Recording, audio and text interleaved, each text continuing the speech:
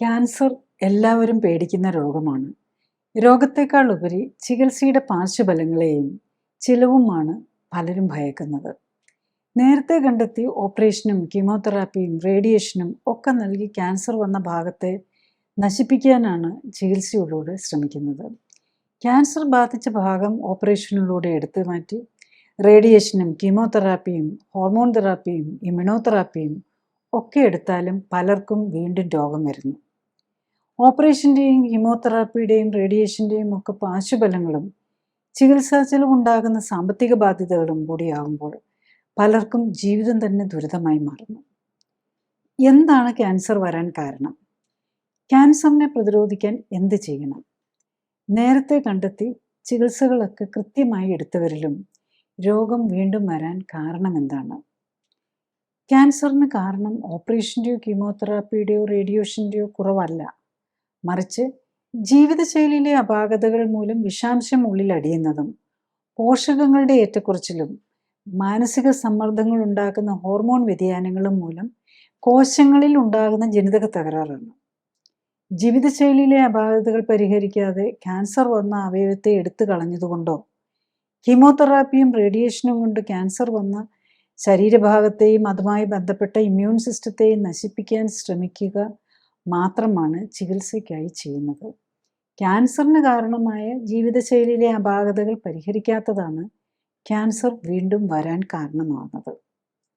Cancer വരാതിരിക്കാനും വന്നാൽ നേരത്തെ കണ്ടെത്താനും നേരത്തെ കണ്ടെത്തിയാൽ ജീവിതശൈലി ക്രമീകരണത്തിൻ്റെ പ്രാധാന്യവും എന്തൊക്കെയെന്ന് നോക്കാം.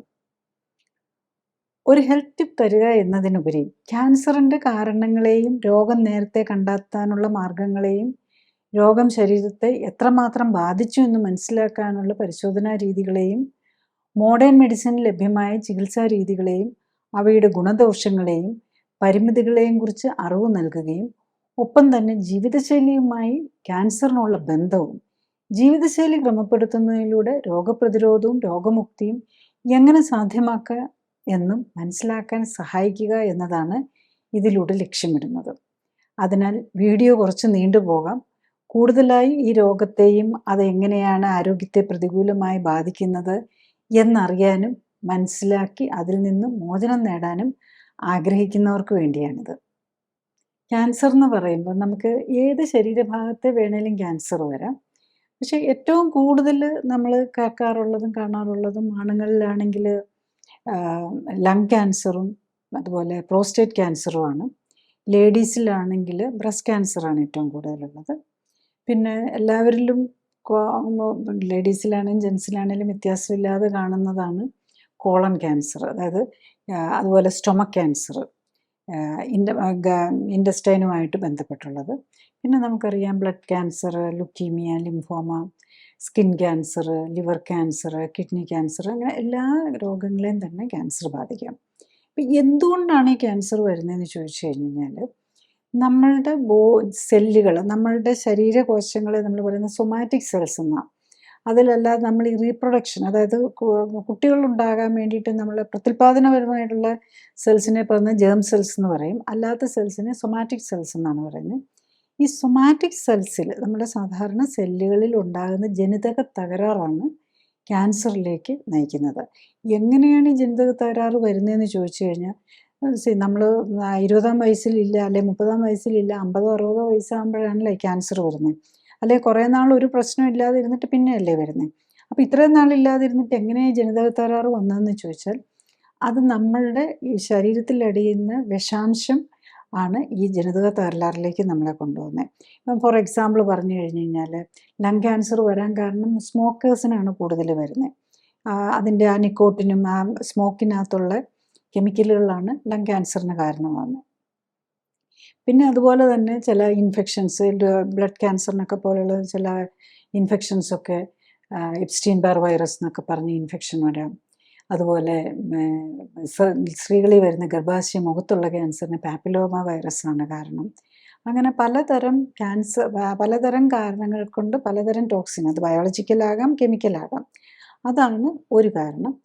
നെക്സ്റ്റ് വരുന്നത് ഈ ന്യൂട്രീഷണൽ ഡെഫിഷ്യൻസീസാണ്.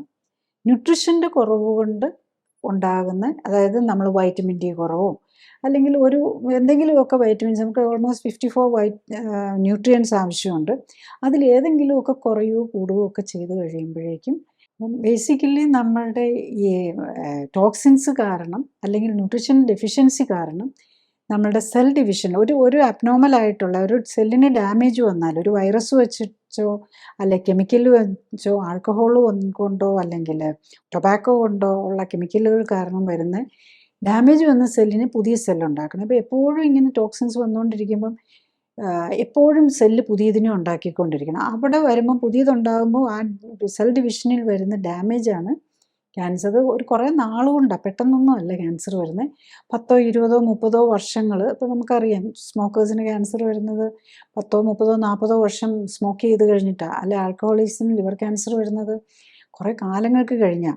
അതുപോലെ അതിങ്ങനെ അക്യുമുലേറ്റ് ചെയ്താണ് അവസാനം അതിൻ്റെ സെൽ ഡിവിഷൻ്റെ കൺട്രോൾ പോയി കഴിയുമ്പം, അതായത് വീണ്ടും വീണ്ടും ഫാസ്റ്റായിട്ട് സെല്ല് നാച്ചുറൽ ഒരു പ്രൊട്ടക്ഷൻ മെക്കാനിസം പോലെ ചെയ്യുന്നത്, പക്ഷെ അവസാനം അതിൻ്റെ കൺട്രോൾ പോവും, അത് ക്യാൻസറായിട്ട് മാറുകയും ചെയ്യും. അപ്പം എന്താണ്, അപ്പം അവിടെയാണ് നമ്മൾ ഇമ്മ്യൂണിറ്റിയുടെ പ്രാധാന്യം വരുന്നത്.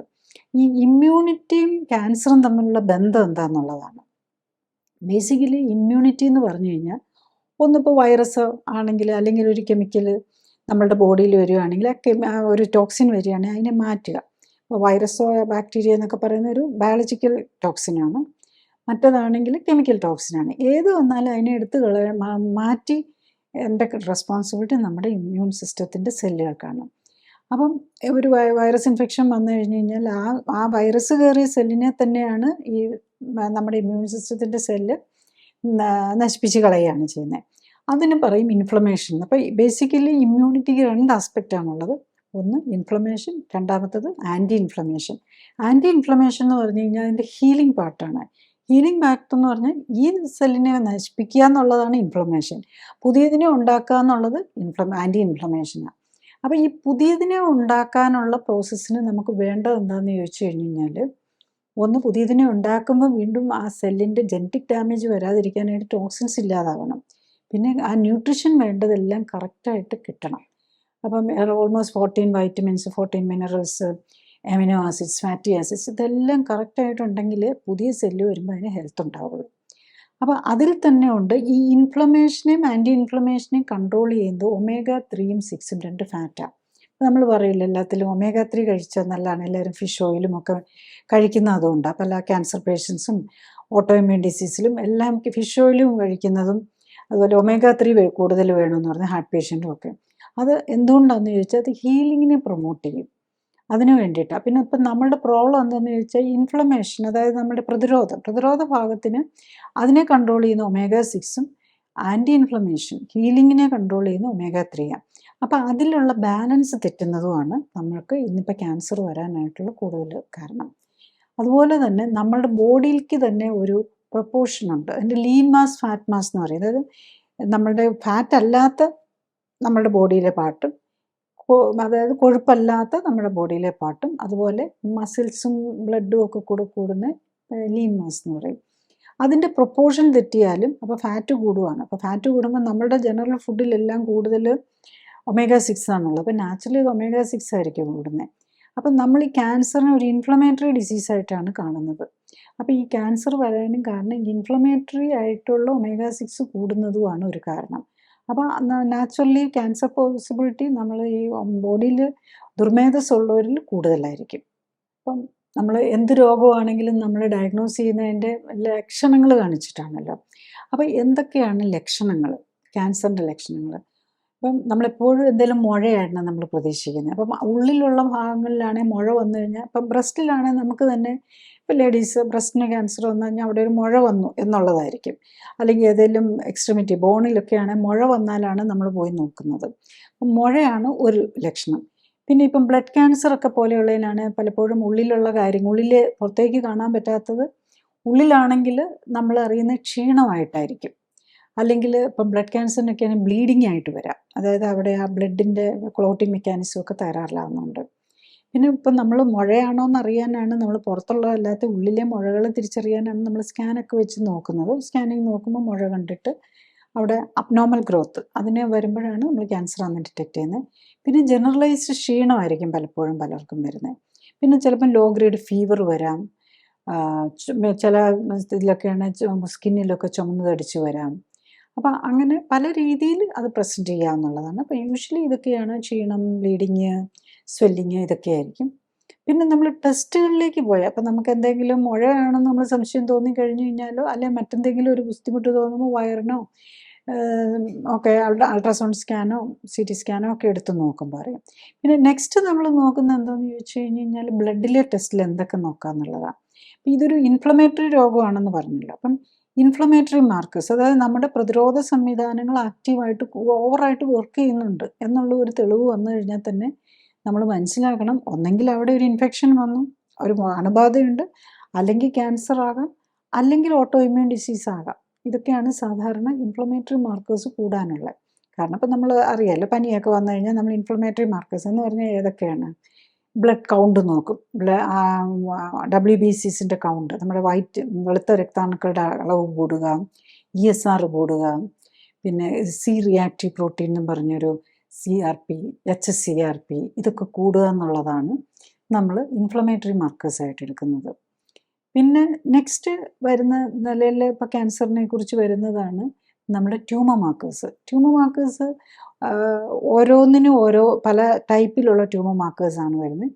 ഇപ്പം ഇൻറ്റസ്റ്റൈനൽ ക്യാൻസറിനാണെങ്കിൽ CA എന്ന് പറഞ്ഞൊരെണ്ണമുണ്ട്, പ്രോസ്റ്റേറ്റ് ക്യാൻസറിനാണെങ്കിൽ PSA ഉണ്ട്, പിന്നെ ലങ് ക്യാൻസറിനാണെങ്കിൽ സിഫ്ര എന്നൊക്കെ പറഞ്ഞുകൊണ്ട് അങ്ങനെ മൾട്ടിപ്പിൾ ട്യൂമർ മാർക്കേഴ്സ് ഉണ്ട്. അപ്പം നമ്മൾ പലപ്പോഴും നമ്മളൊരു ഏജൊക്കെ ആയി കഴിഞ്ഞ് കഴിഞ്ഞാൽ നമ്മൾ ക്യാൻസർ സസ്പെക്റ്റ് ചെയ്യുന്ന വരാനുള്ള ചാൻസ് ഉണ്ടോ എന്നറിയാൻ പഴയ കാലത്തൊന്നും ഇത്തരം ട്യൂമർ മാർക്കേഴ്സ് ഒന്നും അത്രയധികം ചെയ്യുന്നില്ലായിരുന്നു. കാരണം ട്യൂമർ മാർക്കേഴ്സ് പോസിറ്റീവായി എന്ത് ചെയ്യണമെന്നുള്ളതാണ്. അപ്പം ലൈറ്റായിട്ട് ഇപ്പം കാരണം ഒരു ക്യാൻസർ പ്രൂവ് ചെയ്യണമെന്നുണ്ടെങ്കിൽ വലിയ മുഴയായി വന്ന് CT സ്കാനിലോ MRIയിലോ ഒക്കെ കണ്ടാൽ മാത്രമേ നമുക്ക് പറയാൻ പറ്റുള്ളൂ, അതിൽ ബയോപ്സി കിട്ടും കഴിഞ്ഞിട്ടാണ്. പക്ഷേ ഈ ട്യൂമർ മാർക്കേഴ്സ് അതിന് മുമ്പേ പോസിറ്റീവ് ആവും. അപ്പോൾ ആ നിലയിൽ നമ്മൾ കണ്ടുപിടിച്ച് കഴിഞ്ഞാൽ നമ്മൾ ജീവിതശൈലി കറക്റ്റ് ചെയ്തുകൊണ്ട് തന്നെ നമുക്കതിനെ മാറ്റാൻ പറ്റും. അതാണ് അതിൻ്റെ ഇമ്പോർട്ടൻസ്. ഇപ്പം ട്യൂമർ മാർക്കേഴ്സ് നോക്കുന്നതിൻ്റെ ഇമ്പോർട്ടൻസ് അതാണ്. നേരത്തെയൊക്കെ ശരിക്കും ഓൾറെഡി ക്യാൻസർ ഡയഗ്നോസ് ചെയ്ത ആൾക്ക് അവരുടെ പ്രോഗ്രസ് അസസ് ചെയ്യാൻ മാത്രമായിരുന്നു ഉപയോഗിച്ചിരുന്നത്. ഇപ്പം നേരത്തെ ഏർലി ഡിറ്റക്ഷന് വേണ്ടി തന്നെ ഉപയോഗിക്കുന്നുണ്ട്. ഇതുപോലെ ലേഡീസിലാണെങ്കിൽ ഓവറി, യൂട്രസിനൊക്കെ ക്യാൻസർ ഉണ്ടോ എന്നറിയാനൊരു CA-125 ഉണ്ട്. പിന്നെ വേറൊരു ബ്രസ്റ്റ് ക്യാൻസറിന് ഇപ്പോൾ ഒരു പുതിയതായിട്ട് വേറൊരു മാർക്കർ വന്നിട്ടുണ്ട്. അങ്ങനെ പല മാർക്കേഴ്സ് ഉണ്ട്. അപ്പോൾ അത് കൂടാൻ തുടങ്ങിയ അപ്പോൾ തന്നെ നമ്മൾ കൂടുതലും അറിയേണ്ട കാര്യമില്ല. നമ്മൾ ലൈഫ് സ്റ്റൈൽ കറക്റ്റ് ചെയ്ത് ബോഡി കറക്റ്റ് ചെയ്യാൻ നോക്കിയാൽ അതുകൊണ്ട് തന്നെ അത് കുറഞ്ഞു വരുന്നത് നമുക്ക് അസസ് ചെയ്യാൻ പറ്റും. പിന്നെ നെക്സ്റ്റ് വരുന്നത് നമുക്കൊരു മുഴയാണെന്ന് കണ്ടു കഴിഞ്ഞാൽ അതിനെ ബയോപ്സി ചെയ്യാമെന്നാണ്. ഇപ്പോൾ നമ്മൾ പുറമേ ഉള്ളതാണെങ്കിൽ ബ്രസ്റ്റിനാണെങ്കിൽ നേരെ ബയോപ്സി ചെയ്യാം, കുടലിനുള്ളിലൊക്കെ ആണെന്നുണ്ടെങ്കിൽ എൻഡോസ്കോപ്പി വഴി, ഗ്യാസ്ട്രോസ്കോപ്പി അല്ലെങ്കിൽ കൊളോണോസ്കോപ്പി ഒക്കെ വഴി ബയോപ്സി എടുത്ത് അത് ടെസ്റ്റ് ചെയ്യുക എന്നുള്ളതാണ്. പിന്നെ ആക്ച്വലി ഇങ്ങനെ ഒരു ടെസ്റ്റോ അല്ലെങ്കിൽ ഒരു സംശയമോ വന്നു കഴിഞ്ഞാൽ ക്ലിയർ കട്ട് സംശയം, അല്ലെങ്കിൽ ഒരു ബ്രസ്റ്റ് ക്യാൻസറിൽ ബ്രസ്റ്റിൽ സ്കാനിലും ഡൗട്ട് തോന്നി, പിന്നെ ഒരു മാമോഗ്രാമിൽ സംശയം തോന്നിക്കഴിഞ്ഞു കഴിഞ്ഞാൽ വേറെ ഒന്നും ചെയ്യണമെന്നില്ല. ഈവൻ ബയോപ്സി പോലും ചെയ്യാതെ നമുക്കൊരു പെറ്റ് സ്കാൻ ചെയ്യാം. അതാണ് മോർ സെൻസിറ്റീവ്. പെറ്റ് സ്കാൻ എന്ന് പറയുമ്പോൾ എപ്പോഴും ചെയ്യുന്ന ഹോൾ ബോഡിയാണ്. അപ്പം ആ മുഴ എന്തോരം ഉണ്ടോ, ഏത് ലിംഫ് നോഡ്സിലേക്ക് വന്നിട്ടുണ്ടോ, മറ്റ് ലിവറിലേക്കോ ലങ്സിലേക്കോ ബ്രെയിനിലേക്കോ ഒക്കെ പോയിട്ടുണ്ടോ, അപ്പോൾ ഫുൾ ഒരു അസസ്മെൻറ്റ് കിട്ടുമെന്നുള്ളതാണ്. അപ്പോൾ ഏറ്റവും ബെസ്റ്റ് നമ്മൾ റിയലി ക്യാൻസർ സസ്പെക്റ്റ് ചെയ്യുകയാണെങ്കിൽ എപ്പോഴും ഒരു ഏർലി ഡയഗ്നോസിനോ സംശയത്തിനോ ഫസ്റ്റ് നമ്മൾ ട്യൂമർ മാർക്കേഴ്സും, ഇൻഫ്ലമേറ്ററി മാർക്കേഴ്സ്, ട്യൂമർ മാർക്കേഴ്സ്, പിന്നെ ഈവൻ പല ക്യാൻസറിലും നമ്മൾ കാണാറുണ്ട് ഓട്ടോ ഇമ്മ്യൂൺ ഡിസീസ്, തൈറോയിഡിൻ്റെയൊക്കെ പോലെയുള്ള അങ്ങനെ ഓട്ടോ ഇമ്മ്യൂൺ മാർക്കേഴ്സും പ്രത്യേകിച്ച് AML, TP ഒക്കെ പോലെയുള്ളത് നോക്കുന്നത് നല്ലതാണ്. അത് മിക്കവാറും അങ്ങനെയുള്ളവരിൽ കൂടിയിട്ടുണ്ടാകും. മിക്കവാറും ഈ ക്യാൻസറൊക്കെ വരുന്നവർക്ക് മിക്കവാറും തൈറോയിഡിൻ്റെ പ്രോബ്ലംസും ഒക്കെ ഉണ്ടാകും. അപ്പോൾ അതുകൊണ്ടാണ് അതും കൂടാനുള്ള കാരണം. പിന്നെ പെറ്റ് സ്കാനാണ് നമ്മൾ ഐഡിയലി പലപ്പോഴും പ്രത്യേകിച്ച് ഞാൻ പെറ്റ് സ്കാൻ്റെ കാര്യം പറയാൻ എല്ലാവരും അവെയർ ആവാനും കൂടെയാണ്. പലപ്പോഴും ഞാൻ പേഷ്യൻസ് വരുമ്പോൾ കാണാറുണ്ട്, ആദ്യം അൾട്രാസൗണ്ട് ചെയ്തു, മാമോഗ്രാഫി ചെയ്തു, പിന്നെ ഒരു ബയോപ്സി ചെയ്തു, അല്ലെങ്കിൽ പിന്നെ ഒരു CT സ്കാൻ ചെയ്തു, അത് കഴിഞ്ഞൊരു MRI ചെയ്തു. ഇതെല്ലാം കഴിഞ്ഞിട്ട് പിന്നെ ആണ് പെറ്റ് സ്കാനിലേക്ക് പോകുന്നത്. അപ്പം ഒരു ക്യാൻസർ ട്രീറ്റ്മെൻറ്റ് തുടങ്ങുന്നതിന് മുമ്പ് ഐഡിയലി എപ്പോഴും നമ്മൾ സ്റ്റേജിങ്ങിന് വേണ്ടിയിട്ട് പെറ്റ് സ്കാൻ ചെയ്യണം. അപ്പം നമുക്ക് ക്ലിയർ കട്ട് ഡൗട്ട് വന്നു കഴിഞ്ഞാൽ നേരെ പെറ്റ് സ്കാൻ ചെയ്ത് കഴിഞ്ഞാൽ നമ്മൾ ഇത്രയും അതിൻ്റെ ഓരോ ടെസ്റ്റ് എടുക്കുമ്പോഴും അതിനൊരു മിക്കവാറും ഒരു ഇഞ്ചക്ഷനും ഒരു കെമിക്കൽ ഇഞ്ചക്ഷനും ഒക്കെ കൂടെ വേണ്ടി വരും. അതിൻ്റെ റേഡിയേഷനും വരും. അപ്പോൾ അത് പലതിൽ കൂടെ പോകുമ്പോൾ നമ്മുടെ കോസ്റ്റും കൂടി പോകും. അതുപോലെ തന്നെ ആ താമസം വരും. അത്രയും ഡിലേ വരുവാണല്ലോ. ഓരോ ടെസ്റ്റ് എടുക്കുക, അതിൻ്റെ റിസൾട്ട് കിട്ടുക, അത് പിന്നെ ഡോക്ടറെ കണ്ട് അസസ് ചെയ്ത് വരുമ്പം. അപ്പം അത്രയും ഡിലേക്ക് പോകാതെ നമ്മൾ റിയൽ ക്യാൻസർ സസ്പെക്ട് ചെയ്യുന്നുണ്ടെങ്കിൽ ഇമ്മീഡിയറ്റ്ലി അറിയാൻ പെറ്റ് സ്കാൻ ആണെങ്കിൽ നെക്സ്റ്റ് ഡേ റിസൾട്ട് വരും. നമുക്കപ്പം തന്നെ എന്താണ് സ്റ്റേജ് എന്നറിയാം. അപ്പം അതാണ് ഐഡിയലി റിയൽ ഡൗട്ട് ചെയ്യുന്ന കാര്യത്തിലാണ് ചെയ്യേണ്ടത്. നെക്സ്റ്റ് നമ്മൾ ക്യാൻസർ ട്രീറ്റ്മെൻറ്റിനെ കുറിച്ച് നോക്കിയാൽ നമ്മൾ ഇന്നത്തെ നിലയിൽ നമ്മൾ ക്യാൻസർ ട്രീറ്റ്മെൻറ്റിൽ ചെയ്യുമ്പോൾ ക്യാൻസർ കണ്ടുപിടിച്ച് കഴിഞ്ഞ് കഴിഞ്ഞാൽ ക്ലിയർ കട്ടാണെന്ന് കണ്ടുപിടിച്ച് കഴിഞ്ഞാൽ ഉടനെ അത് ആ പാർട്ട് മാറ്റുക എന്നുള്ളതാണ്. ഒരു പ്രൈമറി സർജറി ചെയ്യുക എന്നുള്ളതാണ്. ഇപ്പോൾ സർജറി ചെയ്യാൻ പറ്റാത്ത നിലയിലാണെങ്കിൽ സർജറിക്ക് മുമ്പ് കീമോതെറാപ്പിയോ റേഡിയേഷനോ എടുത്ത് അതിൻ്റെ സൈസൊക്കെ ഒന്ന് കുറച്ചൊരു സർജറി ചെയ്യാവുന്ന നിലയിൽ, അതായത് ഒത്തിരി സ്പ്രെഡൊക്കെ ചെയ്ത് കഴിഞ്ഞിട്ടുണ്ടെങ്കിൽ സർജറി ചെയ്യാൻ പറ്റില്ല. ഇപ്പം നമ്മൾ വലിയ കാര്യമില്ല നമ്മൾ സർജറി ചെയ്താൽ. ഇപ്പം ബ്രെയിനിൽ സെക്കൻഡറീസ് വന്ന് 4th സ്റ്റേജ് ആയി കഴിഞ്ഞ് കഴിഞ്ഞാൽ സർജറി കൊണ്ട് ഒന്നും ചെയ്യാൻ പറ്റില്ല ജനറലി. അപ്പോൾ അതുകൊണ്ട് കീമോതെറാപ്പി എടുക്കുക, അല്ലെങ്കിൽ അവിടെ ലോക്കൽ റേഡിയേഷൻ കൊടുക്കുക. അത് കഴിഞ്ഞിട്ട് അതൊക്കെ ചുരുങ്ങുകയാണെങ്കിൽ പിന്നെ ആ ഭാഗം മാത്രം സർജറി ചെയ്ത് എടുക്കുക എന്നുള്ളതാണ്, മാറ്റുക എന്നുള്ളതാണ് സാധാരണ ചെയ്യാറുള്ളത്. അപ്പം റേഡിയേഷൻ, കീമോതെറാപ്പി, പിന്നെ ഉള്ളത് ഇപ്പം ലേറ്റസ്റ്റ് ആയിട്ടുള്ള ടാർഗറ്റഡ് തെറാപ്പി എന്നും അല്ലെങ്കിൽ ഇമ്മ്യൂണോതെറാപ്പി എന്നൊക്കെ പറഞ്ഞുള്ള ഈ മോണോക്ലോണൽ ആൻറ്റിബോഡീസ് അങ്ങനത്തെ കുറച്ച്, അതായത് നമ്മുടെ എല്ലാ ഇമ്മ്യൂൺ സിസ്റ്റത്തിനെ മാനിപ്പുലേറ്റ് ചെയ്യുക. മറ്റേതൊക്കെ കീമോതെറാപ്പിയും റേഡിയേഷനും സർജറിയൊക്കെ ഡയറക്റ്റ്ലി റിമൂവ് ചെയ്യുക അല്ലെ ഡിസ്ട്രോയ് ചെയ്യുക. ഈ ഹോർമോൺ തെറാപ്പിയും ഇമ്മ്യൂണോതെറാപ്പിയും ഒക്കെ ആ ഇമ്മ്യൂൺ സിസ്റ്റത്തിൽ വേരിയേഷൻ വരുത്തുക. പലപ്പോഴും ഹോർമോൺ തെറാപ്പി ചെയ്യുന്നത് ഈ പ്രോസ്റ്റേറ്റ് ക്യാൻസർ അല്ലെങ്കിൽ ഓവേറിയൻ ക്യാൻസർ, റീപ്രൊഡക്റ്റീവ് ഓർഗനുമായിട്ട് പ്രത്യുൽപാദനാവയവങ്ങൾക്ക് വരുന്നതിലാണ് ഹോർമോൺ തെറാപ്പിക്ക് കൂടുതൽ ഇമ്പോർട്ടൻസ് വരുന്നത്. മറ്റതിൽ പിന്നെ ഇമ്മ്യൂണോതെറാപ്പി അതിൻ്റെ ഓരോ ബയോപ്സി അല്ലെങ്കിൽ അതിൻ്റെ ഒരു ജെനറ്റിക് സ്റ്റഡി നോക്കിയിട്ട് ഒക്കെയാണ് ഇപ്പോഴത്തെ ട്രീറ്റ്മെൻറ്റുകളൊക്കെ പലതും ജെനറ്റിക് സ്റ്റഡിയും കൂടെ, അതായത് ഈ ക്യാൻസർ വരുന്നത് തന്നെ ജെനറ്റിക് മ്യൂട്ടേഷൻസ് കൊണ്ടാണല്ലോ. അപ്പോൾ ആ മ്യൂട്ടേഷൻ സ്റ്റഡി നോക്കിയിട്ട് ചില മരുന്നുകൾ, ചില ഇമ്മ്യൂണോതെറാപ്പി ഏജൻസ് ചിലതരം റിസപ്റ്റേഴ്സോ അല്ലെങ്കിൽ അങ്ങനത്തെയൊക്കെ പോസിറ്റീവ് ആയിട്ടുള്ളവർക്കായിരിക്കും എഫക്റ്റീവ് വരുന്നത്. അപ്പോൾ അതിന് വേണ്ടിയിട്ട് കുറച്ച് സ്റ്റഡികളും കൂടെ നോക്കി വെച്ചിട്ടാണ് ഈ ജെനറ്റിക് സ്റ്റഡിയും കൂടെ. അതാണ് ഈ ട്രീറ്റ്മെൻറ്റ് കോസ്റ്റ് കൂടി പോകുന്നതിൻ്റെ ഒരു മെയിൻ കാരണം എന്താണെന്ന് ചോദിച്ചു കഴിഞ്ഞാൽ ക്യാൻസർ പേഷ്യൻസിൻ്റെ ഈ ടെസ്റ്റുകൾക്ക് തന്നെ ഒത്തിരി കോസ്റ്റ് വരും. പിന്നെ ഈ അഡ്വാൻസ്ഡ് ട്രീറ്റ്മെൻറ്റ്, പുതിയ മെഡിസിൻസ് വരുമ്പോഴേക്കും അതിനും വെരി എക്സ്പെൻസീവ് ആയിരിക്കും. പിന്നെ ഇത് സർജറി തന്നെയാണെങ്കിലും ഇപ്പം നമുക്ക് കൺവെൻഷണൽ സാധാ ചെയ്യുന്ന സർജറി ഉണ്ട്, എൻഡോസ്കോപ്പിക്കായിട്ട് ചെയ്യുന്ന സർജറി വരും, പിന്നെ ഈവൻ റോബോട്ടിക് സർജറി ഉണ്ട്. അപ്പം കാര്യങ്ങളൊന്നാണെങ്കിലും ചെയ്യുമ്പം പല രീതിയിൽ ചെയ്യും, ഓരോ ഹോസ്പിറ്റലിൻ്റെയും സൗകര്യങ്ങളനുസരിച്ച് ചെയ്യും. അപ്പം ഈ റോബോട്ടിക് സർജറിയൊക്കെ വരുമ്പോഴേക്കും കോസ്റ്റ് ഒത്തിരി കൂടിപ്പോകും. അതാണ് ഈ കോസ്റ്റ് കൂടാനായിട്ടും വേണ്ടി വരുന്ന കാര്യങ്ങൾ. നെക്സ്റ്റ് നമ്മൾ ഈ സർജറി നമുക്കെല്ലാം ഉണ്ട്. ഇപ്പം പലപ്പോഴും പല പേഷ്യൻസും പറയാറുണ്ട് സെക്കൻഡ് ചിലപ്പം ചെയ്ത് തുടങ്ങിയപ്പോൾ സെക്കൻഡ് സ്റ്റേജിലൊക്കെ കണ്ടതാകാം, അല്ലെ 3rd സ്റ്റേജിൽ കണ്ട് പിന്നെ അത് പിന്നെയും ഇങ്ങനെ ഇപ്പം നമ്മൾ മെഡിക്കേഷൻസ് ഒക്കെ കൊടുക്കുമ്പോൾ നമ്മൾ ഒരിക്കലും ക്യൂർ ചെയ്തുകൊണ്ടല്ലെന്ന് തോന്നുന്നു. ഫസ്റ്റ് ലൈൻ മാനേജ്മെൻ്റ് എന്നും പറഞ്ഞ് കുറേ മരുന്നുകളുണ്ടാകും. അത് കഴിഞ്ഞ് അപ്പോഴേക്കും കുറച്ച് നാൾ കീമോതെറാപ്പി ഇതൊക്കെ എടുത്തു കഴിയുമ്പോഴേക്കും കുറച്ച് നാളത്തേക്ക് ആശ്വാസം കിട്ടും, അല്ലെങ്കിൽ കുഴപ്പമില്ലാതെ നിൽക്കും. അത് കഴിഞ്ഞിട്ട് ക്യാൻസർ വന്നു കഴിഞ്ഞാൽ എവരി 3 months അല്ലെങ്കിൽ എവരി 6 months അങ്ങനെ നമ്മൾ നോക്കിക്കൊണ്ടിരിക്കുകയാണല്ലോ. അല്ലെങ്കിൽ എന്തെങ്കിലും സിംറ്റം വന്നു കഴിയുമ്പോൾ വീണ്ടും പോയി നോക്കും. അപ്പോൾ വീണ്ടും ഗ്രോ ചെയ്യാൻ തുടങ്ങുന്നതിൻ്റെ അടുത്ത ലെവൽ ഓഫ് മെഡിസിൻസ് യൂസ് ചെയ്യും. പിന്നെ കുറച്ച് നാളും കൂടെ റെമിഷൻ കിട്ടിയെന്നിരിക്കും, അടുത്ത ലെവലിലേക്ക്. അങ്ങനെ ഒന്ന് കഴിഞ്ഞ് ഒന്ന് അടുത്ത മരുന്നുകൾ കൂട്ടി എടുക്കുക എന്നുള്ളതാണ് പലപ്പോഴും വരുന്നത്. കംപ്ലീറ്റ് ക്യൂർ കിട്ടുക എന്ന് പറയുന്നത് പലപ്പോഴും വെരി ഏർലി സ്റ്റേജിലും അതുപോലെ ലൈഫ് സ്റ്റൈൽ കറക്ഷനും കൂടെ ചെയ്ത് നിൽക്കുന്നവർക്കും ഒക്കെയാണ് നമ്മൾ കംപ്ലീറ്റ് ക്യൂർ എന്നൊക്കെ പറഞ്ഞു വരുന്നത്. ബാക്കിയുള്ളത് കൂടിക്കഴിഞ്ഞ് കഴിഞ്ഞാൽ ഇപ്പോൾ 2nd or 3rd സ്റ്റേജൊക്കെ എത്തിക്കഴിഞ്ഞ് കഴിഞ്ഞാൽ സ്പ്രെഡ് വന്നിട്ടുണ്ടല്ലോ. അപ്പോൾ അവിടെ വളരെ ഇത് level of first line management, second line chemotherapy, radiation അങ്ങനെ കൊടുക്കുക എന്നുള്ളതും ഇപ്പോഴും നമ്മൾ എന്തിൻ്റെ ആണെങ്കിലും ഈ ട്രീറ്റ്മെൻറ്റിൻ്റെ അസസ്മെൻറ്റ് പറയുന്നത് തന്നെ ലൈഫ് എക്സ്പെക്റ്റൻസി 5 വർഷം വരെ എത്ര പെർസെൻറ്റേജ് ആൾക്കാർ ജീവിച്ചു, അല്ലെ 10 വർഷം വരെ എത്ര നാൾ ആൾക്കാർ ജീവിച്ചു എന്നുള്ളതാണ്. പക്ഷേ ഇതിനകത്ത് ഈ ട്രീറ്റ്മെൻറ്റ് ഒരു കാര്യത്തിൽ വരുന്നത് എന്താണെന്ന് ചോദിച്ചു കഴിഞ്ഞാൽ ആരും ട്രീറ്റ്മെൻറ്റ് ഒന്നും ചെയ്തില്ല, അവർ ലൈഫ് സ്റ്റൈൽ കറക്റ്റ് ചെയ്തോ, അങ്ങനെയുള്ളവർ എത്ര പ്രാവശ്യം ജീവിച്ചു എന്നുള്ള ഒരു സ്റ്റഡിയും വരുന്നില്ല എന്നുള്ളതാണ്. അപ്പോൾ പല പേഷ്യൻസും നമ്മൾ കാണാറുണ്ട്, ട്യൂമർ കണ്ടു, അത് കഴിഞ്ഞ് അവരുടെ അടുത്ത സ്കാനിൽ തന്നെ ട്യൂമർ കുറഞ്ഞു വരുന്നുണ്ട്, അവർ ലൈഫ് സ്റ്റൈലും ഒക്കെ കറക്റ്റ് ചെയ്ത് മാറുന്നുണ്ട്. പക്ഷെ അതിലൊന്നും ആ ടൈപ്പ് ഓഫ് ഇതിലൊന്നും ആരും സ്റ്റഡീസ് ചെയ്യുന്നില്ല. പിന്നെ ഇപ്പോഴത്തെ ഇപ്പോൾ ഈവൻ വളരെ സ്ലോ ഗ്രോയിങ് ട്യൂമേഴ്സാണ് ഈ തൈറോയിഡിൻ്റെ ചില ടൈപ്പ് ക്യാൻസർ, അതുപോലെ പ്രോസ്റ്റേറ്റ് ക്യാൻസറൊക്കെ. അത് പലപ്പോഴും ഇങ്ങനെ ക്യാൻസർ ഉണ്ടെങ്കിലും അതവരുടെ ലൈഫ് ടൈമിൽ അതിൻ്റെ ഒരു കോംപ്ലിക്കേഷൻ അഫക്റ്റ് ചെയ്യണമെന്നില്ല.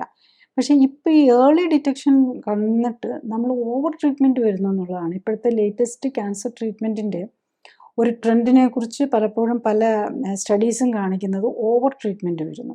അപ്പോൾ ഒരു ചെറിയ ആൾക്കാരുടെ ഈ പേടി കാരണം ഒരു സംശയം ഉണ്ടെങ്കിൽ തന്നെ ഇപ്പോൾ നമ്മൾ പലപ്പോഴും പേഷ്യൻസിനെ കാണുന്നുണ്ട്, കൊച്ചു പിള്ളേരൊക്കെ 10-15 വയസ്സൊക്കെ ഉള്ളപ്പം ഈ തൈറോയിഡിനൊക്കെ ക്യാൻസർ ആണോ എന്ന് സംശയം ഉണ്ടെന്നും പറഞ്ഞ് തന്നെ തൈറോയിഡ് കംപ്ലീറ്റ് എടുത്തു കളയുന്നു. എടുത്തു കളയാൻ മാത്രമല്ല, തൈറോയിഡ് എടുത്തു കളഞ്ഞ് പിന്നെ അതിന് വേണ്ടിയിട്ട് അയഡിൻ തെറാപ്പി കംപ്ലീറ്റ് തൈറോയിഡിനെ ഡിസ്ട്രോയ് ചെയ്ത് പിന്നെ ചിലപ്പോൾ റേഡിയേഷനും കൂടെ എടുക്കും. അത്ര റാഡിക്കൽ ട്രീറ്റ്മെൻറ്റാണ് നമ്മൾ വരുന്നത്. അപ്പോൾ എന്താ പറ്റുന്നതെന്ന് ചോദിച്ചാൽ ഈ റേഡിയേഷനും എല്ലാം ഇത്രയും യങ് ഏജിൽ വരുമ്പം അവരുടെ ഫ്യൂച്ചറിനെയും കൂടി അഫക്റ്റ് ചെയ്യുന്നുണ്ട്. അപ്പം ഇപ്പം നമ്മൾ അതേസമയത്ത് ഇതിനൊന്നും രോഗം വരാൻ കാരണം റേഡിയേഷൻ്റെ കുറവോ അല്ലെ ഓപ്പറേഷൻ്റെ കുറവോ ഒന്നും അല്ലല്ലോ. അപ്പം അതിൻ്റെ നമ്മുടെ ജീവിതശൈലി കറക്റ്റ് ചെയ്യാനായിട്ടുള്ള ശ്രമം നടത്താതെ തന്നെ ഇതെല്ലാം ചെയ്യുന്നു. ഈവൻ സംശയത്തിൻ്റെ പേരിൽ പോലും എടുത്തു കളയുന്ന ഓർഗൻ. ആ ഒരു ട്രെൻഡാണ് പ്രത്യേകിച്ച് ഈ കൊച്ചു പിള്ളേരിലൊക്കെ ഇപ്പം വരുന്ന ഒരു സ്ഥിരം കാണുന്നതാണ് തൈറോയ്ഡ് നൊഡ്യൂൾ പോലെ വന്നിട്ട് അതിലൊരു ചെറിയ സംശയം അല്ലെങ്കിൽ ഒരു സസ്പിഷൻ കാണുമ്പോൾ തന്നെ എടുക്കാനായിട്ട് ഉള്ള ഒരു ടെൻഡൻസി കാണുന്നത്. പിന്നെ ഇതൊക്കെ ചെയ്തു കഴിഞ്ഞ് കഴിഞ്ഞാലും നമ്മൾ റെക്കറൻസ് വരുന്നുണ്ട്. അപ്പോൾ പിന്നെ എന്തുകൊണ്ട് നമ്മൾ അല്ലാതെ അവരുടെ ലൈഫ് സ്റ്റൈലും കറക്റ്റ് ചെയ്തുകൊണ്ട് അതിനെ ഒബ്സർവ് ചെയ്യാൻ പോലും നമ്മൾ മടിക്കുന്നു എന്നുള്ളതാണ് ഒരു ചോദ്യം വരുന്നത്. അപ്പം ഓവർ ട്രീറ്റ്മെൻറ്റ് വരുന്നുണ്ട്.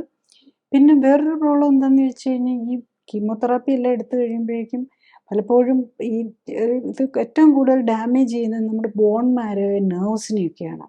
അപ്പം ന്യൂറോളജിക്കൽ പെയിനും ഒക്കെ പിന്നെ അതിൻ്റെ കൂടെ ഉണ്ടാവും. അപ്പം നമ്മൾ അതിൻ്റെ ഡിഫറെൻറ്റ് ആസ്പെക്റ്റിൽ നമ്മളതിൻ്റെ റൂട്ട് കോസിനെ കറക്റ്റ് ചെയ്യാതെയാണ് നമ്മൾ ഈ ട്രീറ്റ്മെൻറ്റിലേക്ക് എല്ലാം പോകുന്നതെന്നുള്ളതാണ്. നെക്സ്റ്റ് നമ്മൾ എന്താണ് ഇതിൻ്റെ ഒരു സൊല്യൂഷൻ എന്നുള്ളതാണ്. അപ്പം നമുക്ക് പലപ്പോഴും നമ്മളുടെ ബന്ധുക്കൾക്ക് ആർക്കെങ്കിലും ക്യാൻസർ വന്നു എന്ന് കേട്ട് കഴിയുമ്പോഴൊക്കെ ആയിരിക്കും നമ്മളൊരു ഫിയർ വരുന്നത്. ഇപ്പം അല്ലെങ്കിൽ ഫാമിലിയിൽ ക്യാൻസർ, കോളൻ ക്യാൻസർ, സ്റ്റൊമക് മാമാശയ cancer, breast cancer, ovarian cancer, ഇതൊക്കെ ഫാമിലിയിൽ തന്നെ റൺ ചെയ്യാം. കാരണം ഇതിനെല്ലാം ബേസിക്കലി ക്യാൻസറിൻ്റെ കാരണം ഒന്ന് നമ്മുടെ ജെനറ്റിക്സിൽ നമുക്കൊരു പ്രിഡിസ്പോസിങ് ഫാക്ടർ ഉണ്ടെങ്കിൽ നമുക്ക് വരാൻ ചാൻസ് ഉണ്ട്. അതുപോലെ തന്നെ നമ്മുടെ ലൈഫ് സ്റ്റൈൽ. ഇപ്പം നമ്മൾ കൂടുതൽ കെമിക്കൽ എക്സ്പോഷർ വരുന്നുണ്ട്. ഇപ്പം ഒരു സ്മോക്കറിനാണെങ്കിൽ ഡെഫിനറ്റ്ലി ലങ് ക്യാൻസറിന് പോസിബിലിറ്റി ഉണ്ടാവും. അപ്പം അതുപോലെ ആൽക്കഹോളിക് ആണെങ്കിൽ ലിവർ ക്യാൻസറിന് പോസിബിലിറ്റി ഉണ്ടാകും. ഈവൻ ഫാറ്റി ലിവർ അല്ലെങ്കിൽ നോൺ ആൽക്കഹോളിക്സ്, ഹെപ്പറ്റൈറ്റിസ്, സിറോസിസ്, ഇതൊക്കെ ഉള്ളവർക്കും ഡെഫിനറ്റ്ലി ക്യാൻസർ പോസിബിലിറ്റി കൂടുതലാണ്. അപ്പോൾ നമുക്ക് തന്നെ അറിയാം പിന്നെ ഉള്ളത് ഒബേസിറ്റി ഉള്ളവർക്ക്, ഓവർ വെയ്റ്റ് ഉള്ളവർക്ക്, ഡയബറ്റിക് പേഷ്യൻസ്, ഇവർക്കൊക്കെ ക്യാൻസർ പോസിബിലിറ്റി കൂടുതലായിരിക്കും. ഫാമിലിയിൽ ഉണ്ടാവുക, അതിൻ്റെ കൂടെ ഡയബറ്റിക്കുമാണ്, ഫാമിലിയിൽ ആർക്കെങ്കിലും ക്യാൻസർ ഉണ്ടായിരുന്നു അതിൻ്റെ കൂടെ ഡയബറ്റിക്കുമാണ്, അതിൻ്റെ കൂടെ ഒബേസിറ്റിയും കൂടെ ഉണ്ടെങ്കിൽ ഡെഫിനറ്റ്ലി നമ്മൾ വേറൊന്നും ചിന്തിക്കേണ്ട, നമുക്ക് ക്യാൻസർ പോസിബിലിറ്റി കൂടുതലാണെന്നുള്ളതാണ്. അങ്ങനെ വരുമ്പോൾ നമുക്ക് എന്താ ചെയ്യാവുന്നതെന്നുള്ളത് നോക്കിയാൽ ബേസിക്കലി ഈ ഡയബറ്റീസ് ആണെങ്കിലും ഹൈപ്പർ ടെൻഷൻ ആണെങ്കിലും ഇതെല്ലാം ഈ പ്രത്യേകിച്ച് ഒത്തിരി മരുന്ന് കഴിച്ചുകൊണ്ടിരിക്കുന്നവർക്കും ക്യാൻസർ പോസിബിലിറ്റി കൂടുതലല്ല. ക്യാൻസറിന് കാരണം ടോക്സിൻസ് ആണെന്ന് പറഞ്ഞല്ലോ. ഓൾ മെഡിസിക്കേഷൻസ് കൺസിഡേർഡ് ബോഡിയെ സംബന്ധിച്ചിടത്തോളം ഇതെല്ലാം വിഷമാണ് ഈ നമ്മൾ ഈ എടുക്കുന്ന മരുന്നുകൾ. കാരണം അതൊന്നും ബോഡിക്ക് വേണ്ടതാകെ പോഷകങ്ങൾ മാത്രമേ ഉള്ളൂ. അമിനോ ആസിഡ്സ്, പ്രോട്ടീൻ വേണം, ഫാറ്റ്, ഒമേഗ 3, ഒമേഗ 6 ഒക്കെ വേണം, വൈറ്റമിൻസ് വേണം, മിനറൽസ് വേണം, ഇതൊക്കെ മതി. പിന്നെ എനർജിക്ക് വേണ്ടിയിട്ട് നമുക്ക് കുറച്ച് കാർബോഹൈഡ്രേറ്റും സാച്ചുറേറ്റഡ് ഫാറ്റും വേണം. ഇത്രേ നമ്മുടെ ബോഡിക്ക് ആവശ്യമുള്ളൂ. പക്ഷെ അതല്ലാതെ എന്ത് ചെന്ന് കഴിഞ്ഞാലും നമ്മൾ ഈ കഴിക്കുന്ന കളറും പ്രിസർവേറ്റീവ്സും അതൊന്നും ബോഡിക്ക് വേണ്ടതല്ല, അതൊക്കെ ടോക്സിനാണ്. മരുന്നുകളെല്ലാം ടോക്സിനാണ് ബോഡിയെ സംബന്ധിച്ചിടത്തോളം. അപ്പം പിന്നെ അതുപോലെ നമ്മൾ ഈ വീക്കായിട്ടിരിക്കുമ്പോൾ നമുക്ക് ഇൻഫെക്ഷൻസ് കിട്ടാനുള്ള ചാൻസ് കൂടുതലായിരിക്കും.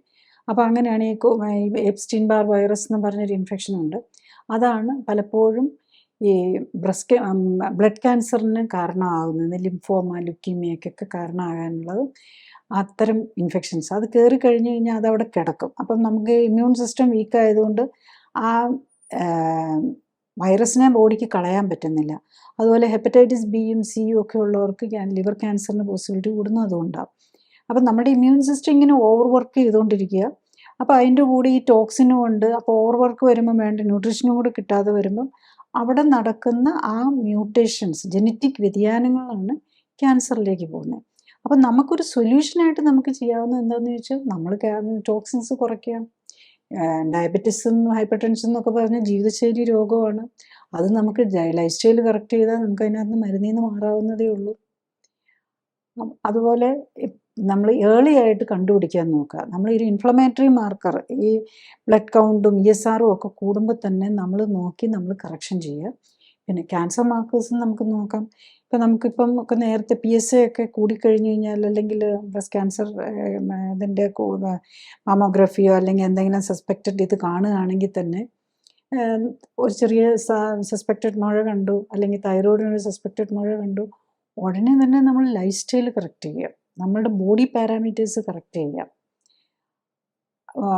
ഓവർ വെയിറ്റ് ഉണ്ടെങ്കിൽ അത് മാറ്റുക, ബോഡിയിൽ എക്സസ് ഫാറ്റ് ഉണ്ടെങ്കിൽ അത് മാറ്റുക.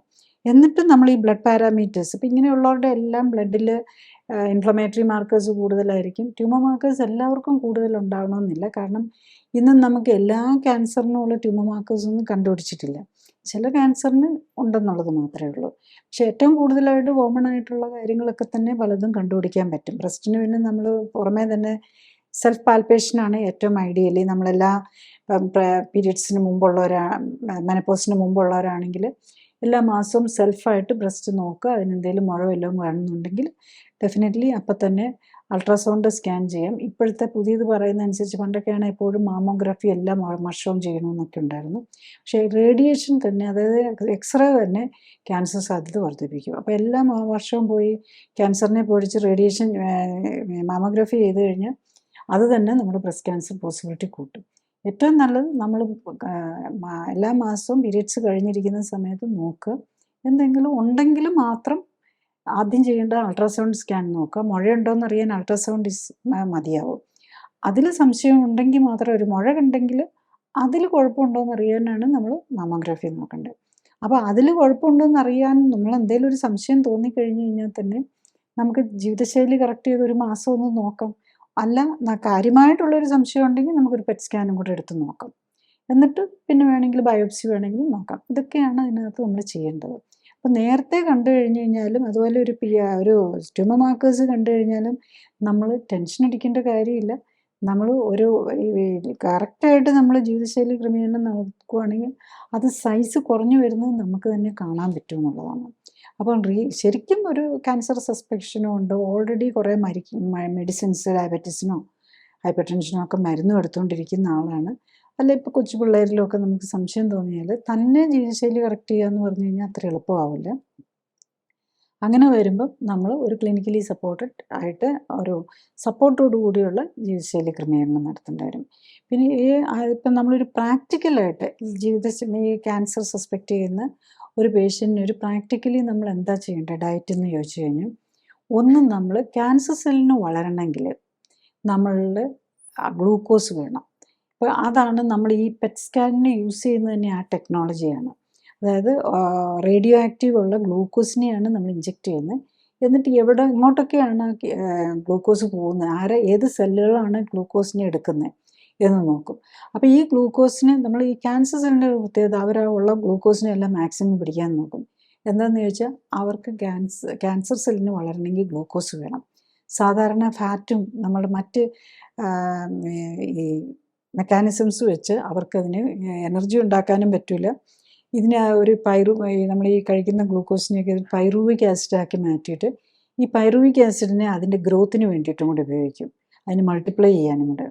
അപ്പം നമുക്ക് ക്യാൻസറിനെ പ്രിവെൻറ്റ് ചെയ്യാനായിട്ടുള്ള ഏറ്റവും ഈസി ആൻഡ് സിമ്പിൾ മെത്തേഡ് എന്നാന്ന് വെച്ചാൽ അതിനെ പട്ടിണിക്കിടുക. എന്ന് പറഞ്ഞു കഴിഞ്ഞാൽ നമ്മൾ അന്നജം കഴിക്കാതിരിക്കുക. അപ്പം അന്നജം ഇല്ലാത്ത ഫുഡ് ഏതാണെന്നുള്ളതാണ് നെക്സ്റ്റ് വരുന്നത്. അപ്പം നമ്മൾ പല പേഷ്യൻസും ഞാൻ പറയാറുണ്ട് അവർ കുക്ക് ചെയ്യാത്ത ഭക്ഷണം കഴിക്കുന്നു എന്ന്. അതായത് വെജിറ്റബിൾസും ഫ്രൂട്ട്സും മാത്രം അൺകുക്ക്ഡായിട്ട് ഈ നാച്ചുറോപ്പതിയുടെയൊക്കെ ഭാഗമായിട്ട് ചില സെൻറ്റേഴ്സൊക്കെ അത് അഡ്വൈസ് ചെയ്യുന്നുണ്ട്. പക്ഷേ നമ്മൾ സയൻറ്റിഫിക്കലി നോക്കിക്കഴിഞ്ഞ് കഴിഞ്ഞാൽ ഫ്രൂട്ട്സ് ആണെങ്കിൽ അതിനകത്ത് കാർബോഹൈഡ്രേറ്റ് ഉണ്ട്, വെജിറ്റബിൾ ആണെങ്കിലും കാർബോഹൈഡ്രേറ്റ് ഉണ്ട്. ആ കാർബോഹൈഡ്രേറ്റ് എല്ലാ വെജിറ്റബിൾസിലും കാർബോഹൈഡ്രേറ്റ് ആണ്. ആകെ ഉള്ളത് ലീഫി വെജിറ്റബിൾസിലാണ് നമ്മൾ, അവിടെയും കാർബോഹൈഡ്രേറ്റ് ഉണ്ട്, പക്ഷെ അത് സെല്ലുലോസ് ഫോമാറ്റിലാണ് കൂടുതൽ. അങ്ങനെ വരുമ്പോൾ നമുക്ക് അപ്പോൾ അതിനെ ദഹിപ്പിക്കുകയല്ല, നമ്മുടെ ബോഡിക്ക് ദഹിപ്പിച്ചതിന് ഗ്ലൂക്കോസ് ആക്കി മാറ്റാൻ പറ്റില്ല. അപ്പം ലീഫി വെജിറ്റബിളും നോൺ വെജ് ഐറ്റംസുമാണ് ശരിക്കും പറഞ്ഞു കഴിഞ്ഞ് കഴിഞ്ഞാൽ. നോൺ വെജിനകത്ത് കാര്യമായിട്ട് കാർബോഹൈഡ്രേറ്റ് ഇല്ല. ഫിഷ്, മീറ്റ്, എഗ്ഗ് പോലെയുള്ള കാര്യങ്ങളുമാണ് നമ്മളൊരു ക്യാൻസർ സസ്പെക്റ്റ് ചെയ്താൽ ഇമ്മീഡിയറ്റ്ലി അങ്ങനെ ഒരു ഡയറ്റിലേക്ക് ഷിഫ്റ്റ് ചെയ്യുക എന്നുള്ളതാണ് വരുന്നത്. പിന്നെ അതുപോലെ നമ്മൾ ബോഡി എക്സസ് ഫാറ്റ് ഉണ്ടെങ്കിൽ അത് കുറച്ചുകൊണ്ട് വരിക, മോഡറേറ്റ് ആയിട്ട് എക്സസൈസ് ചെയ്യുക. അപ്പോൾ ഇത് തന്നെ ചെയ്ത് കഴിഞ്ഞ് കഴിഞ്ഞാൽ തന്നെ ഇപ്പോൾ ഈവൻ നമ്മളിപ്പോൾ ക്യാൻസർ ട്രീറ്റ്മെൻറ്റ് എടുക്കുന്നുള്ളവർക്കും അല്ല ഇല്ലാത്തവർക്കും ഓൾറെഡി ഉള്ളവർക്കും എല്ലാം ആപ്ലിക്കബിൾ ആയിട്ടുള്ള ഒരു ഡയറ്റാണ് ഇനി പറഞ്ഞത്. കഴിയുന്നതും കാർബോഹൈഡ്രേറ്റ് ഒഴിവാക്കുക. പിന്നെ അതുപോലെ തന്നെ omega-6 കൂടുതലുള്ള ഫുഡ്, പ്രത്യേകിച്ച് ഇതൊരു ഇൻഫ്ലമേറ്ററി രോഗമാണല്ലോ. അപ്പം നമ്മൾ omega-3 കൂടുതലുള്ളത് കഴിക്കുക. ഫിഷ് പോലെ, അത് ചാളയൊക്കെ പോലെയുള്ളത് കഴിക്കുന്നത് നല്ലതാണ്. ലീഫി വെജിറ്റബിളിലും ചാളയിലും ഒക്കെയാണ് ഏറ്റവും കൂടുതൽ omega-3 ഉള്ളത്. നട്ട്സും ഓയിൽ സീഡ്സും പ്രത്യേകിച്ച് നമുക്ക് എനർജിക്ക് വേണ്ടി ഓവർ വെയിറ്റ് ഒന്നും ഇല്ലാത്തവർക്കാണെങ്കിൽ കുറച്ച് തേങ്ങയോ വെളിച്ചെണ്ണയൊക്കെ ആകാം, അല്ലെങ്കിൽ ഒളിവ് ഓയിലോ ഒക്കെ മോഡറേറ്റ് ആയിട്ടാകാം. ബാക്കിയുള്ള ഓയിലുകളും നട്ട്സും കൂടെ ഒഴിവാക്കുക. കാരണം ഇൻഫ്ലമേറ്ററി ഫുഡാണ് ഈ നട്ട്സും. omega-6 വെരി ഹൈ ആണ് ഈ കശുവണ്ടി, കപ്പലണ്ടി, ബദാം, പിസ്റ്റ ഇതിനകത്തൊക്കെ. അതൊക്കെ എല്ലാവരും ഒരു ഹെൽത്തി ഡയറ്റ് എന്നുള്ള നിലയിൽ കഴിക്കുന്നതാണ്. പക്ഷേ ഇത്തരം രോഗമുള്ളതും എന്ത് ജീവിതശൈലി രോഗമുള്ളവരും അത് ഒഴിവാക്കുന്നതായിരിക്കും നല്ലത്. പിന്നെ ഉള്ളത് എന്താണെന്ന് വെച്ചാൽ, ക്യാൻസറിലേക്ക് വന്നു കഴിയുമ്പോൾ നമ്മൾ ഈ എവിടെ വരെ ട്രീറ്റ്മെൻറ്റ് ആകാമെന്നുള്ളത്. കാരണം ഒത്തിരി ഡിസ്ട്രക്റ്റീവ് സർജറിയാണ് വരുന്നത്. അപ്പോൾ അതിൻ്റെ സർജറി ആണെങ്കിലും കീമോതെറാപ്പി ആണെങ്കിലും റേഡിയേഷൻ ആണെങ്കിലും നമ്മൾ എന്തോരം പോകണം എന്നുള്ളതിനെക്കുറിച്ചും കൂടെ നമ്മൾ ചിന്തിക്കുക. ഇപ്പോൾ 4th സ്റ്റേജാണ്, എന്നാലും ഇപ്പം ഡോക്ടേഴ്സ് ഏതായാലും ഒരു ഓങ്കോളജിസ്റ്റിൻ്റെ അടുത്ത് ചെന്നാൽ അവർ ഓഫർ ചെയ്യാതിരിക്കാൻ പറ്റില്ല. പക്ഷെ അവനവനാണ് നമ്മളും കൂടെ ഇപ്പം അതുപോലെ തന്നെ പലപ്പോഴും രോഗിയോട് മറച്ചു വയ്ക്കും. എന്നിട്ട് രോഗമാണെന്ന് പറയാതെ അവർക്ക് ഈ കീമോതെറാപ്പിയും റേഡിയേഷനും ഒക്കെ ഇങ്ങനെ കൊടുത്തുകൊണ്ടിരിക്കും. അതൊക്കെ ശരിക്കും പറഞ്ഞു കഴിഞ്ഞാൽ നമ്മുടെ രോഗം അവനവൻ്റെ ഒരു അവകാശമാണ് അറിയാനും. ഇപ്പം നമുക്കെല്ലാം അറിയാം എന്താണേലും മരിക്കും എന്നുള്ള കാര്യം. എന്നാണേലും ഇപ്പം ഇത് വെച്ച് മരിക്കണമെന്നല്ല, ഏതാണേലും മരിക്കണമെന്നുള്ളതറിയാം. അപ്പം അവർക്കത് പ്രിപ്പയർ ചെയ്യാൻ മാനസികമായിട്ട് അതിന് വേണ്ടിയിട്ടുള്ളൊരു പ്രിപ്പറേഷൻ. നമുക്കൊരു രോഗമാണെന്ന് അറിഞ്ഞു കഴിഞ്ഞാൽ നമ്മൾ ജീവിക്കുന്നതും നമുക്ക് എത്ര നാളത്തേക്കൊക്കെ ലൈഫ് ഉണ്ടെന്ന് പറഞ്ഞു കഴിഞ്ഞ് കഴിഞ്ഞാൽ അത് 2 രീതിയിലായിരിക്കും. നമുക്കൊരു രോഗമില്ല, നമുക്കിപ്പം ഇത്രയൊക്കെ എനിക്ക് ഈ മാരകമായിട്ടുള്ളൊരു രോഗം ഉണ്ടെന്ന് അറിയുമ്പോഴും നമ്മൾ 2 രീതിയിലായിരിക്കും കാണുന്നത്. അപ്പം ചിലപ്പോൾ പേഷ്യൻസ് വന്ന് പറയാറുണ്ട്, പറയരുത് നമുക്ക് 4th സ്റ്റേജാണ് ക്യാൻസർ, അപ്പം രോഗിയോട് പറയരുത്, ഡോക്ടർ പറഞ്ഞാൽ മതി ഇങ്ങനെ ക്ലിനിക്കൽ സപ്പോർട്ടോടെ ലൈഫ് സ്റ്റൈൽ കറക്ഷൻ ചെയ്യണം. അത് നമുക്ക് പ്രാക്ടിക്കലി ചെയ്യാൻ പറ്റില്ല. കാരണം രോഗിയോട് നമ്മൾ എല്ലാ ദിവസവും കഴിച്ചുകൊണ്ടിരിക്കുന്ന ചോറും കപ്പയൊക്കെ ഇഷ്ടമുള്ള ആളോട് അതൊന്നും കഴിക്കണ്ടെന്ന് പറഞ്ഞാൽ രോഗം എന്താണെന്നറിയാതെ അവർക്ക് അതിനുള്ളൊരു മോട്ടിവേഷൻ വരികയല്ല. എന്തിനാണ് അവരത് കഴിക്കാതിരിക്കുന്നതെന്ന് അവരറിയണമല്ലോ. അപ്പം അങ്ങനെയുള്ള ചിലപ്പോൾ പലപ്പോഴും ആ രീതിയിൽ നമ്മൾ രോഗിയിൽ നിന്ന് മറച്ചു വെച്ചുകൊണ്ട് even clinically supported life style correction ചെയ്യുമ്പോഴും അതിൻ്റെ ഇഫക്റ്റീവ് കിട്ടാൻ ഇതാണ്. അപ്പോൾ അതേസമയത്ത് അവരറിഞ്ഞ് ഇതാണ് ഞാൻ ചെയ്യുന്നത്, ഇതാണ് അതിൻ്റെ ട്രീറ്റ്മെൻറ്റിൻ്റെ ഉദ്ദേശം എന്താണ്, എന്തുകൊണ്ടാണ് ഈ കാർബോഹൈഡ്രേറ്റ് കഴിക്കണ്ടെന്ന് പറയുന്നത്, ഈ കാര്യങ്ങൾ അവർ പറയുകയും ചെയ്തു കഴിഞ്ഞാൽ അവർ വളരെ ഫാസ്റ്റായിട്ട് അതുമായിട്ട് അഡ്ജസ്റ്റ് ചെയ്യും. അവർ മനസ്സിൽ തന്നെ അവർ മാനസികമായിട്ട് അവർ വളരെ ഫാസ്റ്റായിട്ട് പ്രിപ്പയർ ചെയ്യുന്നതായിട്ടും കാണാമെന്നുള്ളതാണ്. അല്ലാതെ അപ്പം രോഗിയോട് മറച്ചു വയ്ക്കാതെ അവരോട് കാര്യങ്ങൾ പറഞ്ഞ് മനസ്സിലാക്കിക്കൊണ്ട് ചെയ്യുന്നതാണ് ഏറ്റവും നല്ലത്. ഈവൻ നമ്മൾ 4th സ്റ്റേജ് നമുക്ക് പല പേഷ്യൻസും കാണാറുണ്ട്, എല്ലാം തീർന്നു കഴിഞ്ഞിട്ടാണ് ഈ ക്ലിനിക്കലി സപ്പോർട്ടഡ് ലൈഫ് സ്റ്റൈൽ കറക്ഷനെ കുറിച്ചൊക്കെ ചിന്തിക്കുക.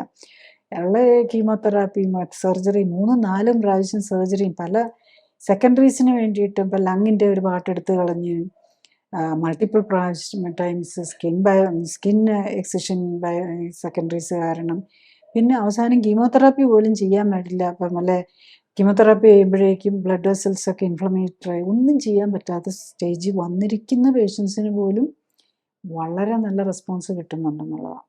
അപ്പോൾ പിന്നെ നമ്മുടെ ഇമ്മ്യൂൺ സിസ്റ്റം ഒക്കെ നശിക്കുന്നതിന് മുമ്പാണെങ്കിൽ ഈവൻ ഫോർത്ത് സ്റ്റേജ് ക്യാൻസറിന് പോലും ഒരു പോസിബിലിറ്റി ഉണ്ട്. എല്ലാം കറക്റ്റ് ആക്കാമെന്നല്ല, നമ്മളുടെ ബോഡിയുടെ ഇമ്മ്യൂൺ സിസ്റ്റത്തിന് നമ്മൾ എത്ര സമയം എടുക്കും, പിന്നെ രോഗി എത്ര കറക്റ്റായിട്ട് ഫോളോ ചെയ്യുന്നുള്ളതാണ്.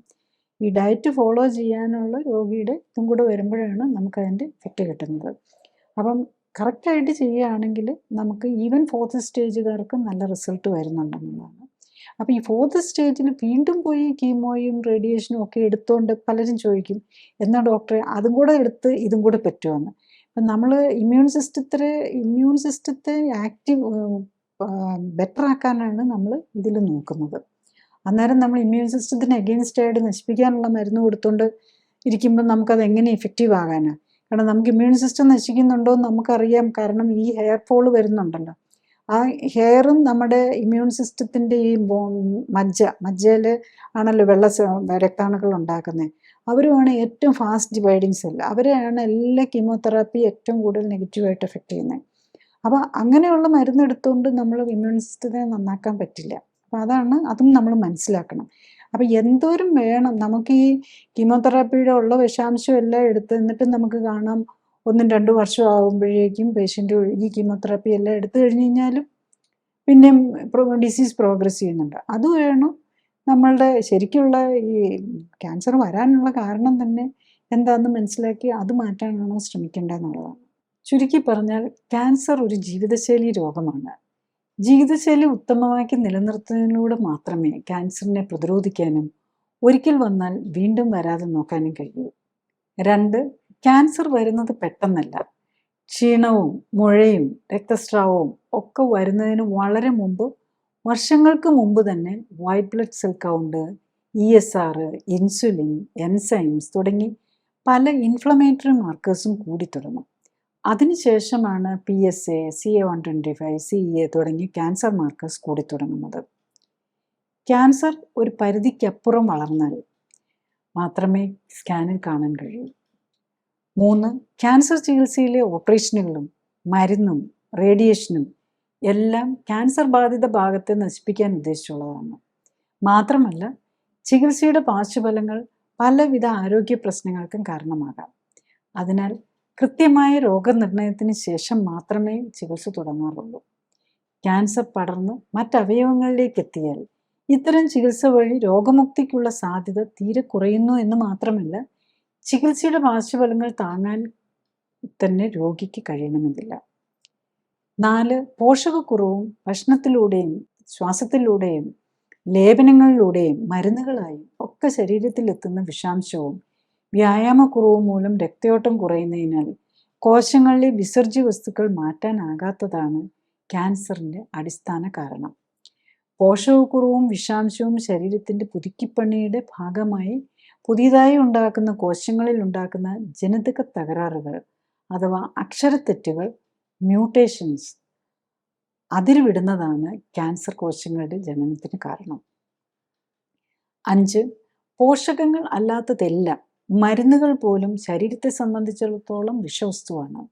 പ്രമേഹം, അമിത രക്തസമ്മർദ്ദം, ക്യാൻസർ, ഓട്ടോഇമ്മ്യൂൺ രോഗങ്ങൾ തുടങ്ങിയവയ്ക്കായി കഴിക്കുന്ന ചില മരുന്നുകളുടെ ദീർഘനാളത്തെ ഉപയോഗം ക്യാൻസർ സാധ്യത വർദ്ധിപ്പിക്കും എന്നാണ് പുതിയ പഠനങ്ങൾ കാണിക്കുന്നത്. Hepatitis B, hepatitis C, HIV, Epstein Barr virus, papilloma virus തുടങ്ങിയ അണുബാധകളും ക്യാൻസറിന് കാരണമാകും. ഇമ്മ്യൂൺ സിസ്റ്റമാണ് ക്യാൻസർ കോശങ്ങളെ നശിപ്പിക്കേണ്ടത്. പ്രഷറും പ്രമേഹവും അലർജിയും ഓട്ടോഇമ്മ്യൂൺ രോഗങ്ങളും അവയ്ക്കായി കഴിക്കുന്ന ഇമ്മ്യൂൺ സിസ്റ്റത്തെ മരവിപ്പിക്കുന്ന മരുന്നുകളും മൂലം ശക്തി ക്ഷയിച്ച ഇമ്മ്യൂൺ സിസ്റ്റത്തിന് ക്യാൻസർ കോശങ്ങളെ നശിപ്പിക്കാൻ കഴിയാതെ വരുമ്പോഴാണ് ക്യാൻസർ കോശങ്ങൾ പെരുകാനും മുഴകളായി മാറാനും മറ്റ് ഭാഗങ്ങളിലേക്ക് പടരാനും ഒക്കെ ഇടയാവുന്നത്. 7, ക്യാൻസർ കോശങ്ങൾക്ക് വളരാൻ ഗ്ലൂക്കോസ് ആവശ്യമാണ്. ഭക്ഷണത്തിൽ നിന്നും സ്റ്റാർച്ചും ഷുഗറും ഒഴിവാക്കുക എന്നതാണ് ക്യാൻസർ ചികിത്സയുടെ ആദ്യ സ്റ്റെപ്പ്. അരി, ഗോതമ്പ്, പഴങ്ങൾ, പച്ചക്കറി തുടങ്ങിയവയെല്ലാം ദഹനശേഷം ഗ്ലൂക്കോസ് ആയാണ് മാറുന്നത്. അതിനാൽ ക്യാൻസർ രോഗികൾ ഇത്തരം ഭക്ഷ്യവസ്തുക്കൾ ഒഴിവാക്കണം. 8, അമിതവണ്ണം, ടൈപ്പ് 2 പ്രമേഹം, PCOD തുടങ്ങിയ രോഗങ്ങൾ ഉള്ളവരിൽ ഇൻസുലിൻ്റെ അളവ് കൂടുതലായിരിക്കും. ഇൻസുലിൻ ലെവൽ കൂടുന്നത് കേടായതും ക്യാൻസർ ബാധിതവുമായ കോശങ്ങളെ നശിപ്പിക്കാനുള്ള ഇമ്മ്യൂൺ സിസ്റ്റത്തിൻ്റെ ശക്തിയെ മരവിപ്പിക്കും. ടൈപ്പ് 2 പ്രമേഹത്തിനായി കഴിക്കുന്ന മരുന്നുകളും സ്റ്റാർച്ചും ഷുഗറും ഭക്ഷണത്തിൽ ഒഴിവാക്കുന്നതോടെ രക്തത്തിലെ ഇൻസുലിൻ കുറയുന്നത് ക്യാൻസർ കോശങ്ങളെ നശിപ്പിക്കാനുള്ള ഇമ്മ്യൂൺ സിസ്റ്റത്തിൻ്റെ ശേഷി വർദ്ധിപ്പിക്കും. 9. പുതിയ കോശങ്ങളുടെ നിർമ്മിതിക്കായി എല്ലാ പോഷകങ്ങളും ഉത്തമമായ അളവിൽ ലഭിക്കുന്നു എന്നുറപ്പാക്കാനും ഭക്ഷണത്തിലൂടെയും ലേപനങ്ങളിലൂടെയും മരുന്നായും ശരീരത്തിലെത്തുന്ന വിഷാംശം കുറയ്ക്കാനും ശരീരത്തിൽ അടിഞ്ഞിരിക്കുന്ന വിഷാംശം മാറ്റാൻ ശരീരത്തെ സഹായിക്കുകയുമാണ് ക്യാൻസറിൽ നിന്ന് മോചനം നേടാനും വീണ്ടും വരാതിരിക്കാനും ചെയ്യേണ്ടത്. 10. ഇലക്കറികളും മത്സ്യവും മുട്ടയും മാംസവും പോലുള്ള അന്നജം തീരെ കുറഞ്ഞ ഭക്ഷ്യവസ്തുക്കളുമാണ് ക്യാൻസർ പൂർണ്ണമായും മാറുന്നതുവരെ ഉത്തമം. മെറ്റബോളിസവും രക്തയോട്ടവും കൂട്ടാൻ ഉതകുന്ന മിതമായ വ്യായാമത്തിലൂടെ ഉള്ളിലടിഞ്ഞ് അമിത കൊഴുപ്പും വിഷാംശവും മാറ്റാനും ശ്രമിക്കണം. 11. രക്തപരിശോധനയിലും സ്കാനിലും ക്യാൻസർ മാറി എന്നുറപ്പായി ശരീരത്തിലടിഞ്ഞ അമിത കൊഴുപ്പും മാറിയാൽ അന്നജമുള്ള പഴവർഗ്ഗങ്ങളും പച്ചക്കറികളും പഴങ്ങളും ഒക്കെ മിതമായ അളവിൽ കഴിച്ചു തുടങ്ങാം. വീണ്ടും കൊഴുപ്പും വിഷാംശവും അടിഞ്ഞ് ശരീരഘടനയും ഹോർമോൺ ബാലൻസും ഇമ്മ്യൂണിറ്റിയും തെറ്റാൻ ഇടവരാതെ നോക്കണം. 12. ഓപ്പറേഷനും റേഡിയേഷനും മരുന്നുകൾക്കും ട്യൂമർ ലോഡ് അഥവാ ക്യാൻസർ സെല്ലുകളുടെ എണ്ണം കുറയ്ക്കാനും അതിലൂടെ ഇമ്മ്യൂൺ സിസ്റ്റത്തിൻ്റെ ജോലിഭാരം വർദ്ധിപ്പിച്ച് രോഗമുക്തിയെ സഹായിക്കാനും കഴിയും. ക്യാൻസറിനെ ഇല്ലാതാക്കാനായി ചെയ്യുന്ന ചികിത്സകൾ ഇമ്മ്യൂൺ സിസ്റ്റത്തെ പ്രതികൂലമായി ബാധിക്കാത്ത രീതിയിൽ ആകാൻ ശ്രദ്ധിക്കണം. ഞാൻ ഈ പറഞ്ഞ കാര്യങ്ങൾ ശ്രദ്ധിച്ചു കേൾക്കാനും മനസ്സിലാക്കാനും കഴിഞ്ഞാൽ ഇത്തരം ജീവിതശൈലി രോഗങ്ങളുടെ കാരണം മനസ്സിലാക്കി അവയെ പ്രതിരോധിക്കാനും ഒരിക്കൽ വന്നാൽ നേരത്തെ കണ്ടെത്താനും ജീവിതശൈലിയിൽ വേണ്ട മാറ്റങ്ങൾ വരുത്തി അതിൽ നിന്നും മോചനം നേടാനും സഹായകമാവും. മരുന്നോ ഓപ്പറേഷനോ കൊണ്ട് ഇത്തരം ജീവിതശൈലി രോഗങ്ങൾ മാറ്റാനാകില്ല. കാരണം മരുന്നിൻ്റെയോ ഓപ്പറേഷൻ്റെയോ കുറവ് കൊണ്ടല്ല ഇത്തരം രോഗങ്ങൾ ഉണ്ടാകുന്നത്, മറിച്ച് ജീവിതശൈലിയിലെ അപാകതകൾ കൊണ്ടാണ്. അതിനാൽ ജീവിതശൈലി ക്രമീകരിക്കുന്നതിലൂടെ മാത്രമേ ജീവിതശൈലി രോഗങ്ങളെ പ്രതിരോധിക്കാനും ഒരിക്കൽ വന്നാൽ അതിൽ നിന്നും മോചനം നേടാനും സാധിക്കും. ജീവിതശൈലി രോഗങ്ങൾ കൂടി വരികയാണ്. ഒപ്പം തന്നെ ജീവിതശൈലി രോഗങ്ങൾക്കായി ഓപ്പറേഷനുകൾക്ക് വിധേയരാകേണ്ടി വരുന്ന രോഗികളുടെ എണ്ണവും കൂടി വരുന്നു. ഓപ്പറേഷന് മുമ്പ് രോഗത്തിൻ്റെ അടിസ്ഥാന കാരണം എന്ത്, ഓപ്പറേഷൻ എന്താണ് ലക്ഷ്യമിടുന്നത്, ഓപ്പറേഷൻ സമയത്തും അതിനുശേഷവും ഉണ്ടാകാവുന്ന അപകട സാധ്യതകളും പാർശ്വഫലങ്ങളും എന്തൊക്കെ തുടങ്ങിയ കാര്യങ്ങൾ രോഗികളും ബന്ധുക്കളും മനസ്സിലാക്കാൻ ശ്രമിക്കണം. ഒപ്പം തന്നെ ഓപ്പറേഷനിലൂടെ ലഭിക്കുന്ന പ്രയോജനം, ഓപ്പറേഷൻ കൊണ്ട് രോഗം മാറുമോ, ഇനിയും രോഗമുണ്ടാകാൻ സാധ്യതയുണ്ടോ തുടങ്ങിയ കാര്യങ്ങളും അറിയാൻ ശ്രമിക്കുക. ഇൻഷുറൻസ് പരിരക്ഷയുള്ളവരാണ് കൂടുതലും. ഓപ്പറേഷനായി പണം ചിലവാക്കേണ്ടി വരുന്നില്ല. അതിനാൽ ശസ്ത്രക്രിയകളെ വളരെ ലാഘവത്തോടെ കാണുന്ന രീതി കൂടി വരികയാണ്. അനസ്തീസ്യ സംബന്ധമായും ഓപ്പറേഷൻ സമയത്തും അതിനുശേഷവും ഉണ്ടാകാവുന്ന അപകട സാധ്യതകൾ വളരെ ചെറുതാണെങ്കിലും മരണത്തിന് പോലുമുള്ള സാധ്യതയുണ്ടാക്കും എന്ന യാഥാർത്ഥ്യം മനസ്സിലാക്കണം. ഓപ്പറേഷനായി നൽകുന്ന സമ്മതപത്രത്തിലും മരണം വരെ സംഭവിക്കാൻ സാധ്യതയുണ്ട് എന്ന് എഴുതിയിട്ടുണ്ടാവും. രോഗിയും ബന്ധുക്കളും ഓപ്പറേഷന് മുമ്പായി നൽകേണ്ട സമ്മതപത്രം ഓപ്പറേഷൻ ദിവസമല്ല വായിക്കേണ്ടത്, മറിച്ച് ഓപ്പറേഷന് വിധേയമാകാൻ തീരുമാനിക്കുന്നതിനും തീയതി ഫിക്സ് ചെയ്യുന്നതിനും മുൻപ് ഒപ്പുവയ്ക്കേണ്ട സമ്മതപത്രം വായിച്ചു നോക്കി മനസ്സിലാക്കണം. ജീവിതശൈലി രോഗങ്ങളുള്ളവർക്ക്, പ്രത്യേകിച്ചും രക്തക്കുഴലുകളെ ബാധിക്കുന്ന രോഗങ്ങളുള്ളവർക്ക് അനസ്തീസിയുടെയും ശസ്ത്രക്രിയ സംബന്ധമായും ഉള്ള അപകട സാധ്യതകളും പാർശ്വഫലങ്ങളും കൂടുതലാണ് എന്നതും അറിയണം. രോഗങ്ങൾ തുടക്കത്തിൽ കണ്ടെത്തുകയും അമിതവണ്ണമുണ്ടെങ്കിൽ കുറയ്ക്കാൻ ശ്രമിക്കുകയും മെറ്റബോളിസത്തിലെയും ഇമ്മ്യൂണിറ്റിയിലെയും അപാകതകൾ കണ്ടെത്തി പരിഹരിക്കാൻ ശ്രമിക്കുകയുമാണ് വേണ്ടത്. അടുത്തത് ആരോഗ്യ കാര്യങ്ങളെക്കുറിച്ച് സംസാരിക്കുന്ന വ്യക്തിയുടെ ശാസ്ത്രീയ ഇടത്തര വിലയിരുത്തേണ്ടതുണ്ട് എന്നതാണ്. ഞാൻ ഡോക്ടർ ജോളി തോംസൺ 1981 ബാച്ചിൽ കോട്ടയം മെഡിക്കൽ കോളേജിൽ നിന്നും MBBSും തുടർന്ന് തിരുവനന്തപുരം മെഡിക്കൽ കോളേജിൽ നിന്നും MDയും റീപ്രൊഡക്റ്റീവ് മെഡിസിനിലും സർജറിയിലും സ്പെഷ്യൽ ട്രെയിനിങ്ങുകൾക്ക് ശേഷം ഗവൺമെൻറ് സർവീസിൽ ചേർന്നു. 97-ൽ റിസൈൻ ചെയ്ത ശേഷം എറണാകുളത്ത് തേവരയിൽ ലൈഫ് കെയർ സെൻ്ററിൽ മരുന്നുകളും ശസ്ത്രക്രിയകളും ഒഴിവാക്കി ക്ലിനിക്കൽ സപ്പോർട്ടോടെയുള്ള ജീവിതശൈലി ക്രമീകരണത്തിലൂടെ ജീവിതശൈലിയുമായി ബന്ധപ്പെട്ട രോഗങ്ങൾ തടയുന്നതിലും ചികിത്സിച്ചു മാറ്റുന്നതിലും ഊന്നൽ നൽകുന്നു. മോഡേൺ മെഡിസിനിൽ ഉപയോഗിക്കുന്ന മരുന്നുകളും ഓപ്പറേഷനുകളും ഫിസിയോതെറാപ്പിയും ഇമ്മ്യൂണിറ്റിയെ എങ്ങനെ സ്വാധീനിക്കുന്നു എന്നതിനെക്കുറിച്ച് പഠനങ്ങൾ നടത്തി. ഈ പഠനങ്ങളുടെ വെളിച്ചത്തിൽ ഇമ്മ്യൂണിറ്റിയെ ഉത്തേജിപ്പിക്കാനുള്ള പോഷക മിശ്രിതങ്ങളും ഓക്സിഫ്ലെക്സ് എന്ന പ്രത്യേക വ്യായാമ രീതിയും ഡെവലപ്പ് ചെയ്തു. ഈ പോഷക മിശ്രിതങ്ങളുടെയും ഓക്സിഫ്ലെക്സ് വ്യായാമത്തിൻ്റെയും സഹായത്തോടെ കോശങ്ങളെ ശാക്തീകരിച്ച് രോഗമുക്തിയെ സഹായിക്കാനും ആരോഗ്യം ഉത്തമമാക്കാനും നിലനിർത്താനും സഹായിക്കുന്ന സെൽ ആക്ടിവേഷൻ എന്ന നൂതന ചികിത്സാരീതിയും ഡെവലപ്പ് ചെയ്തു. അടുത്തതായി എന്താണ് ക്ലിനിക്കലി സൂപ്പർവൈസ്ഡ് ആൻഡ് സപ്പോർട്ടഡ് ജീവിതശൈലി ക്രമീകരണം എന്നതാണ്. ക്ലിനിക്കലി സൂപ്പർവൈസ്ഡ് ജീവിതശൈലി ക്രമീകരണത്തിൽ ശരീരഘടനയും ശരീരത്തിലെ കൊഴുപ്പിൻ്റെ അളവും കണ്ടെത്തുകയും ഒപ്പം തന്നെ ഉത്തമ ശരീരഘടന എന്തായിരിക്കണം എന്ന് കണ്ടെത്തുകയുമാണ് ആദ്യഘട്ടം. രണ്ടാമതായി രക്തപരിശോധനകൾ നടത്തി ഹൃദയം, രക്തക്കുഴലുകൾ, ലിവർ, കിഡ്നി എന്നീ അവയവങ്ങളുടെ ആരോഗ്യസ്ഥിതിയും ഇമ്മ്യൂൺ സ്റ്റാറ്റസും ഹോർമോണുകളുടെയും പോഷകങ്ങളുടെയും ലെവലും ശരീരത്തിന് ചേരുന്ന ഭക്ഷ്യവസ്തുക്കൾ ഏതൊക്കെ എന്ന് മനസ്സിലാക്കാൻ ശ്രമിക്കുകയുമാണ്. മൂന്നാമതായി ഉത്തമ ശരീരഘടന എത്താനായി വേണ്ട ജീവിതശൈലി ക്രമീകരണങ്ങളാണ്. രോഗിയുടെ പ്രത്യേകതകൾ അനുസരിച്ച് ഉത്തമ ന്യൂട്രീഷനും വ്യായാമവും നൽകുന്നതിനൊപ്പം ശരീരത്തിലെത്തുന്ന വിഷാംശം കുറയ്ക്കാനുമാണ് ഇതിൽ ശ്രമിക്കുന്നത്. ശരീരകോശങ്ങൾക്ക് പ്രവർത്തിക്കാൻ ഉത്തമമായ സാഹചര്യം ഒരുക്കുന്നതിലൂടെ ജീവനാധാരമായ മെറ്റബോളിക് അഥവാ രാസപ്രവർത്തനങ്ങളുടെ സമതുലിതാവസ്ഥ വീണ്ടെടുക്കുകയും നിലനിർത്തുകയുമാണ് ലക്ഷ്യം. ജീവിതശൈലി ക്രമീകരണത്തിലൂടെ രക്തയോട്ടവും മെറ്റബോളിക് പ്രവർത്തനങ്ങളും ഹോർമോൺ ബാലൻസും ഇമ്മ്യൂണിറ്റിയും ശരീരഘടനയും ഉത്തമമാക്കാനും നിലനിർത്താനും കഴിഞ്ഞാൽ ഒട്ടുമിക്ക ജീവിതശൈലി രോഗങ്ങളെയും പ്രതിരോധിക്കാനാവും. മാത്രമല്ല, വർഷങ്ങളായി മരുന്ന് കഴിക്കുന്നവർക്ക് പോലും രോഗം മൂർച്ഛിച്ച് അവയവങ്ങൾ തീരെ നശിക്കുന്നതിന് മുൻപെങ്കിലും കേടായ ശരീരകോശങ്ങളുടെ പുനർനിർമ്മിതിക്ക് ആവശ്യമായ പോഷകങ്ങൾ നൽകാനും വിഷാംശം ശരീരത്തിലെത്തുന്നത് തടയാനും ശരീരകോശങ്ങളെയെല്ലാം ഉത്തേജിപ്പിക്കാൻ ഉതകുന്ന വ്യായാമത്തിലൂടെ എല്ലാ ശരീരകോശങ്ങൾക്കും വേണ്ട രക്തയോട്ടം ലഭിക്കുന്നു എന്ന് ഉറപ്പാക്കാനും വേണ്ട ജീവിതശൈലി ക്രമീകരണത്തിന് തയ്യാറായാൽ പ്രമേഹവും പ്രഷറും ഹൃദ്രോഗവും അലർജിയും ആസ്മയും ആർത്രൈറ്റിസും ക്യാൻസറും പോലുള്ള ഒട്ടുമിക്ക ജീവിതശൈലി രോഗങ്ങളിൽ നിന്നും അവയ്ക്കായി കഴിക്കുന്ന മരുന്നുകളിൽ നിന്നും വേണ്ടിവരാവുന്ന ഓപ്പറേഷനുകളിൽ നിന്നും ഒക്കെ മോചനം നേടാനും കഴിയുന്നതേ ഉള്ളൂ.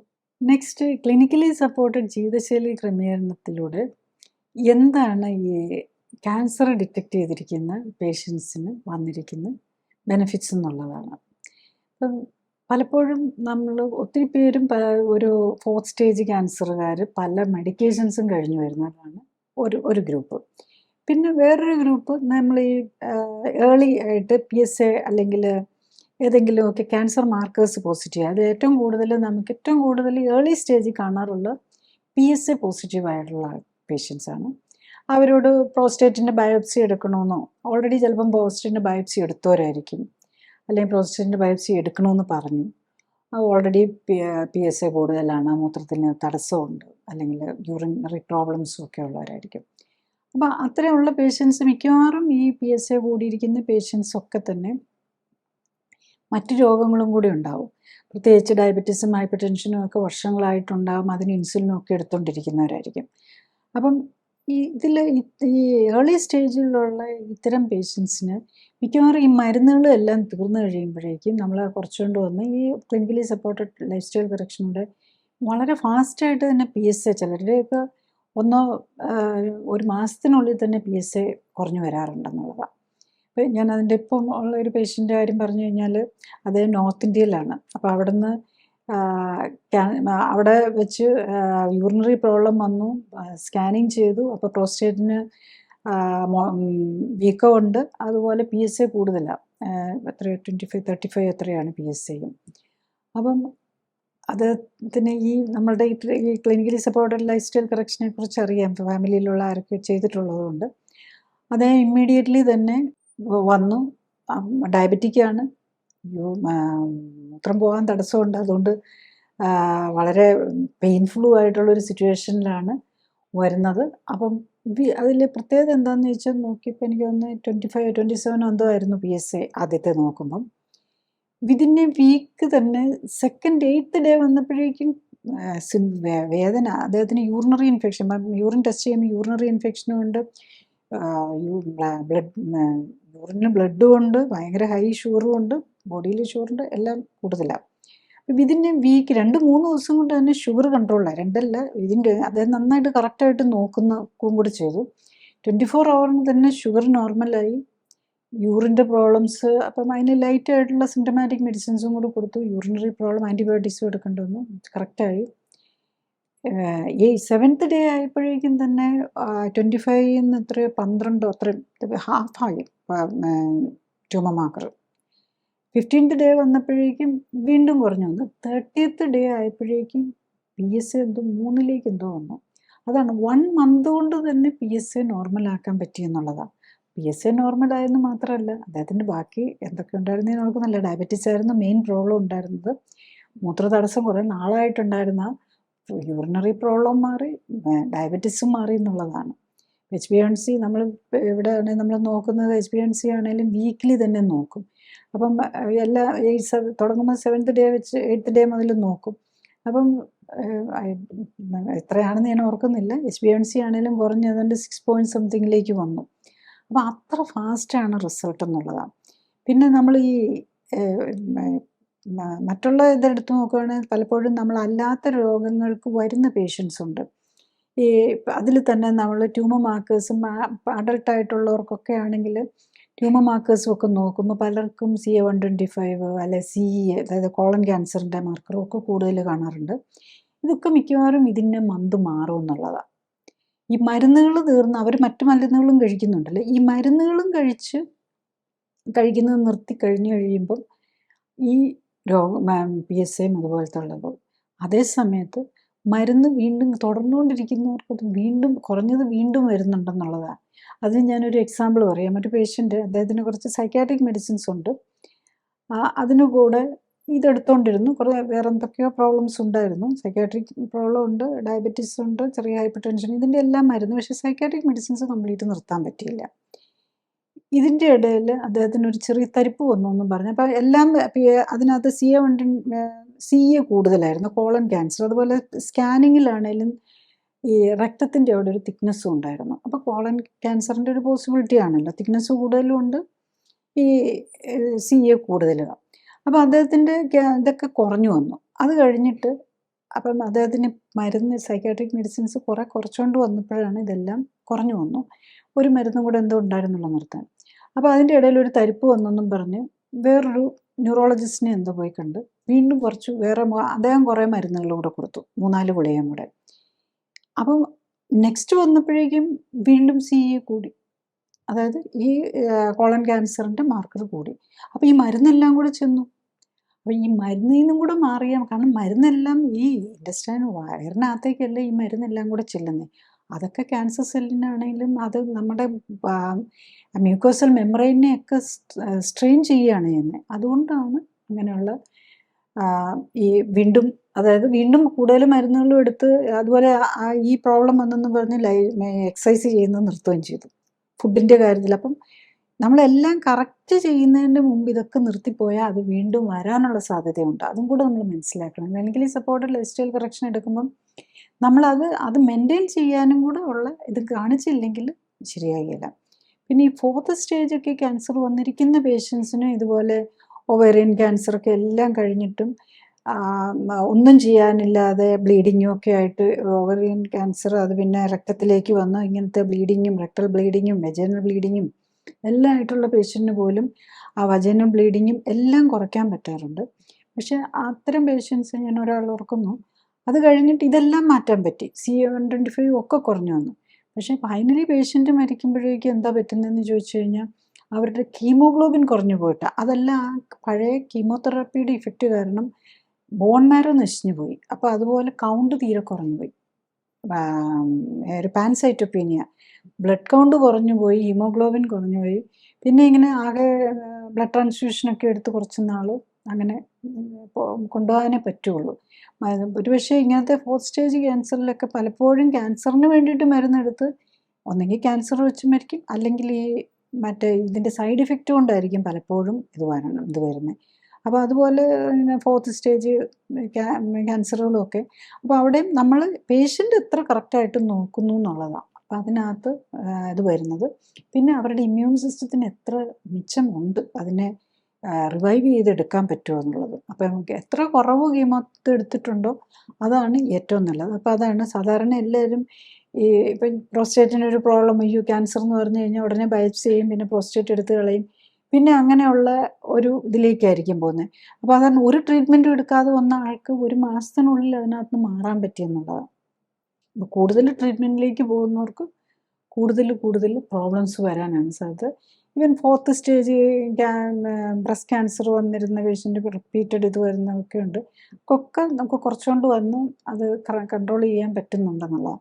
പക്ഷേ എല്ലാം പേഷ്യൻറ്റിൻ്റെയും കൂടെ അനുസരിച്ചിരിക്കും. ഈ ജീവിതശൈലി ക്രമീകരണമാണ് പേഷ്യൻ്റ് എത്ര വില്ലിങ്ങാണെന്നനുസരിച്ചിരിക്കും.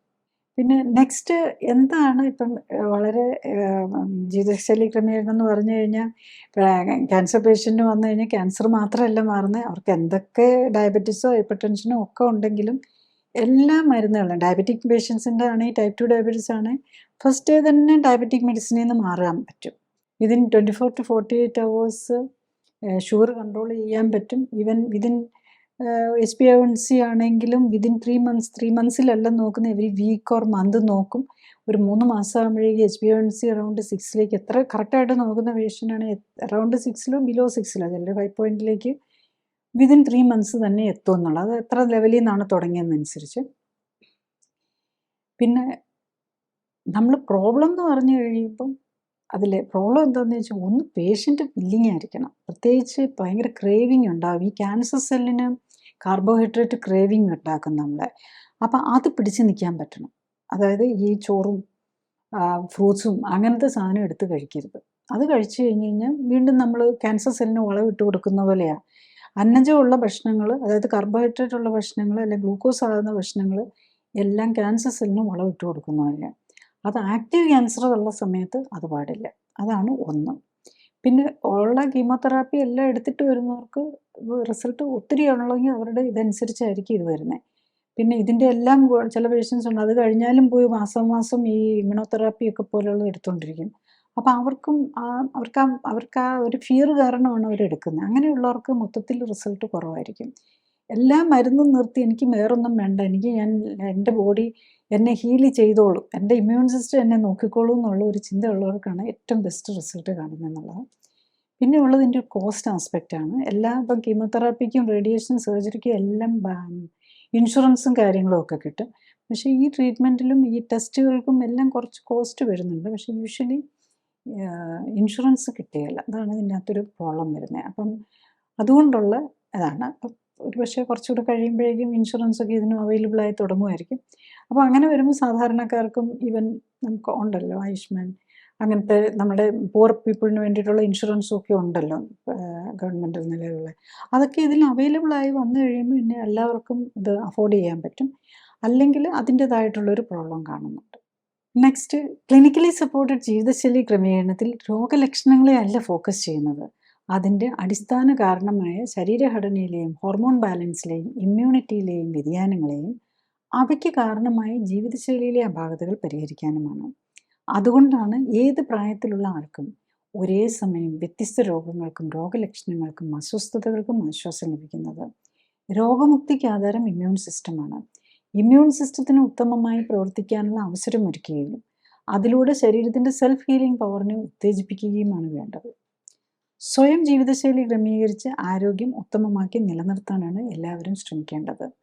അതിന് കഴിയാതെ വരികയോ ഹൃദ്രോഗവും ക്യാൻസറും പോലുള്ള മാരക രോഗങ്ങൾ സംശയിക്കപ്പെടുമ്പോഴും ഒന്നിൽ കൂടുതൽ രോഗങ്ങളുള്ളവർക്കും മരുന്നുകൾ ദീർഘകാലം ഉപയോഗിക്കേണ്ടി വരുന്നവർക്കും മരുന്നുകൾ കൊണ്ടും അസ്വസ്ഥതകൾ മാറ്റാൻ കഴിയാതെ വരുന്നപ്പോഴും ഓപ്പറേഷന് ആവശ്യമായി വരുന്നവർക്കുമാണ് ക്ലിനിക്കൽ സപ്പോർട്ടോടെയും സൂപ്പർവിഷനോടെയും ഉള്ള ജീവിതശൈലി ക്രമീകരണം ആവശ്യമായി വരുന്നത്.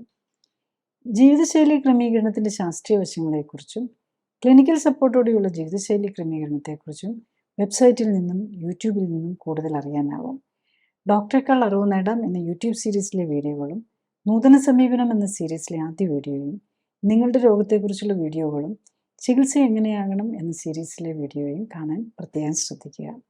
ഫേസ്ബുക്കിലും യൂട്യൂബിലും എല്ലാ ശനിയാഴ്ചയും 2:30 ലൈവ് എപ്പിസോഡുകളും നിങ്ങളുടെ രോഗവുമായി ബന്ധപ്പെട്ട് കഴിഞ്ഞുപോയ എപ്പിസോഡുകളും കാണുന്നത് നല്ലതാണ്. Thank you.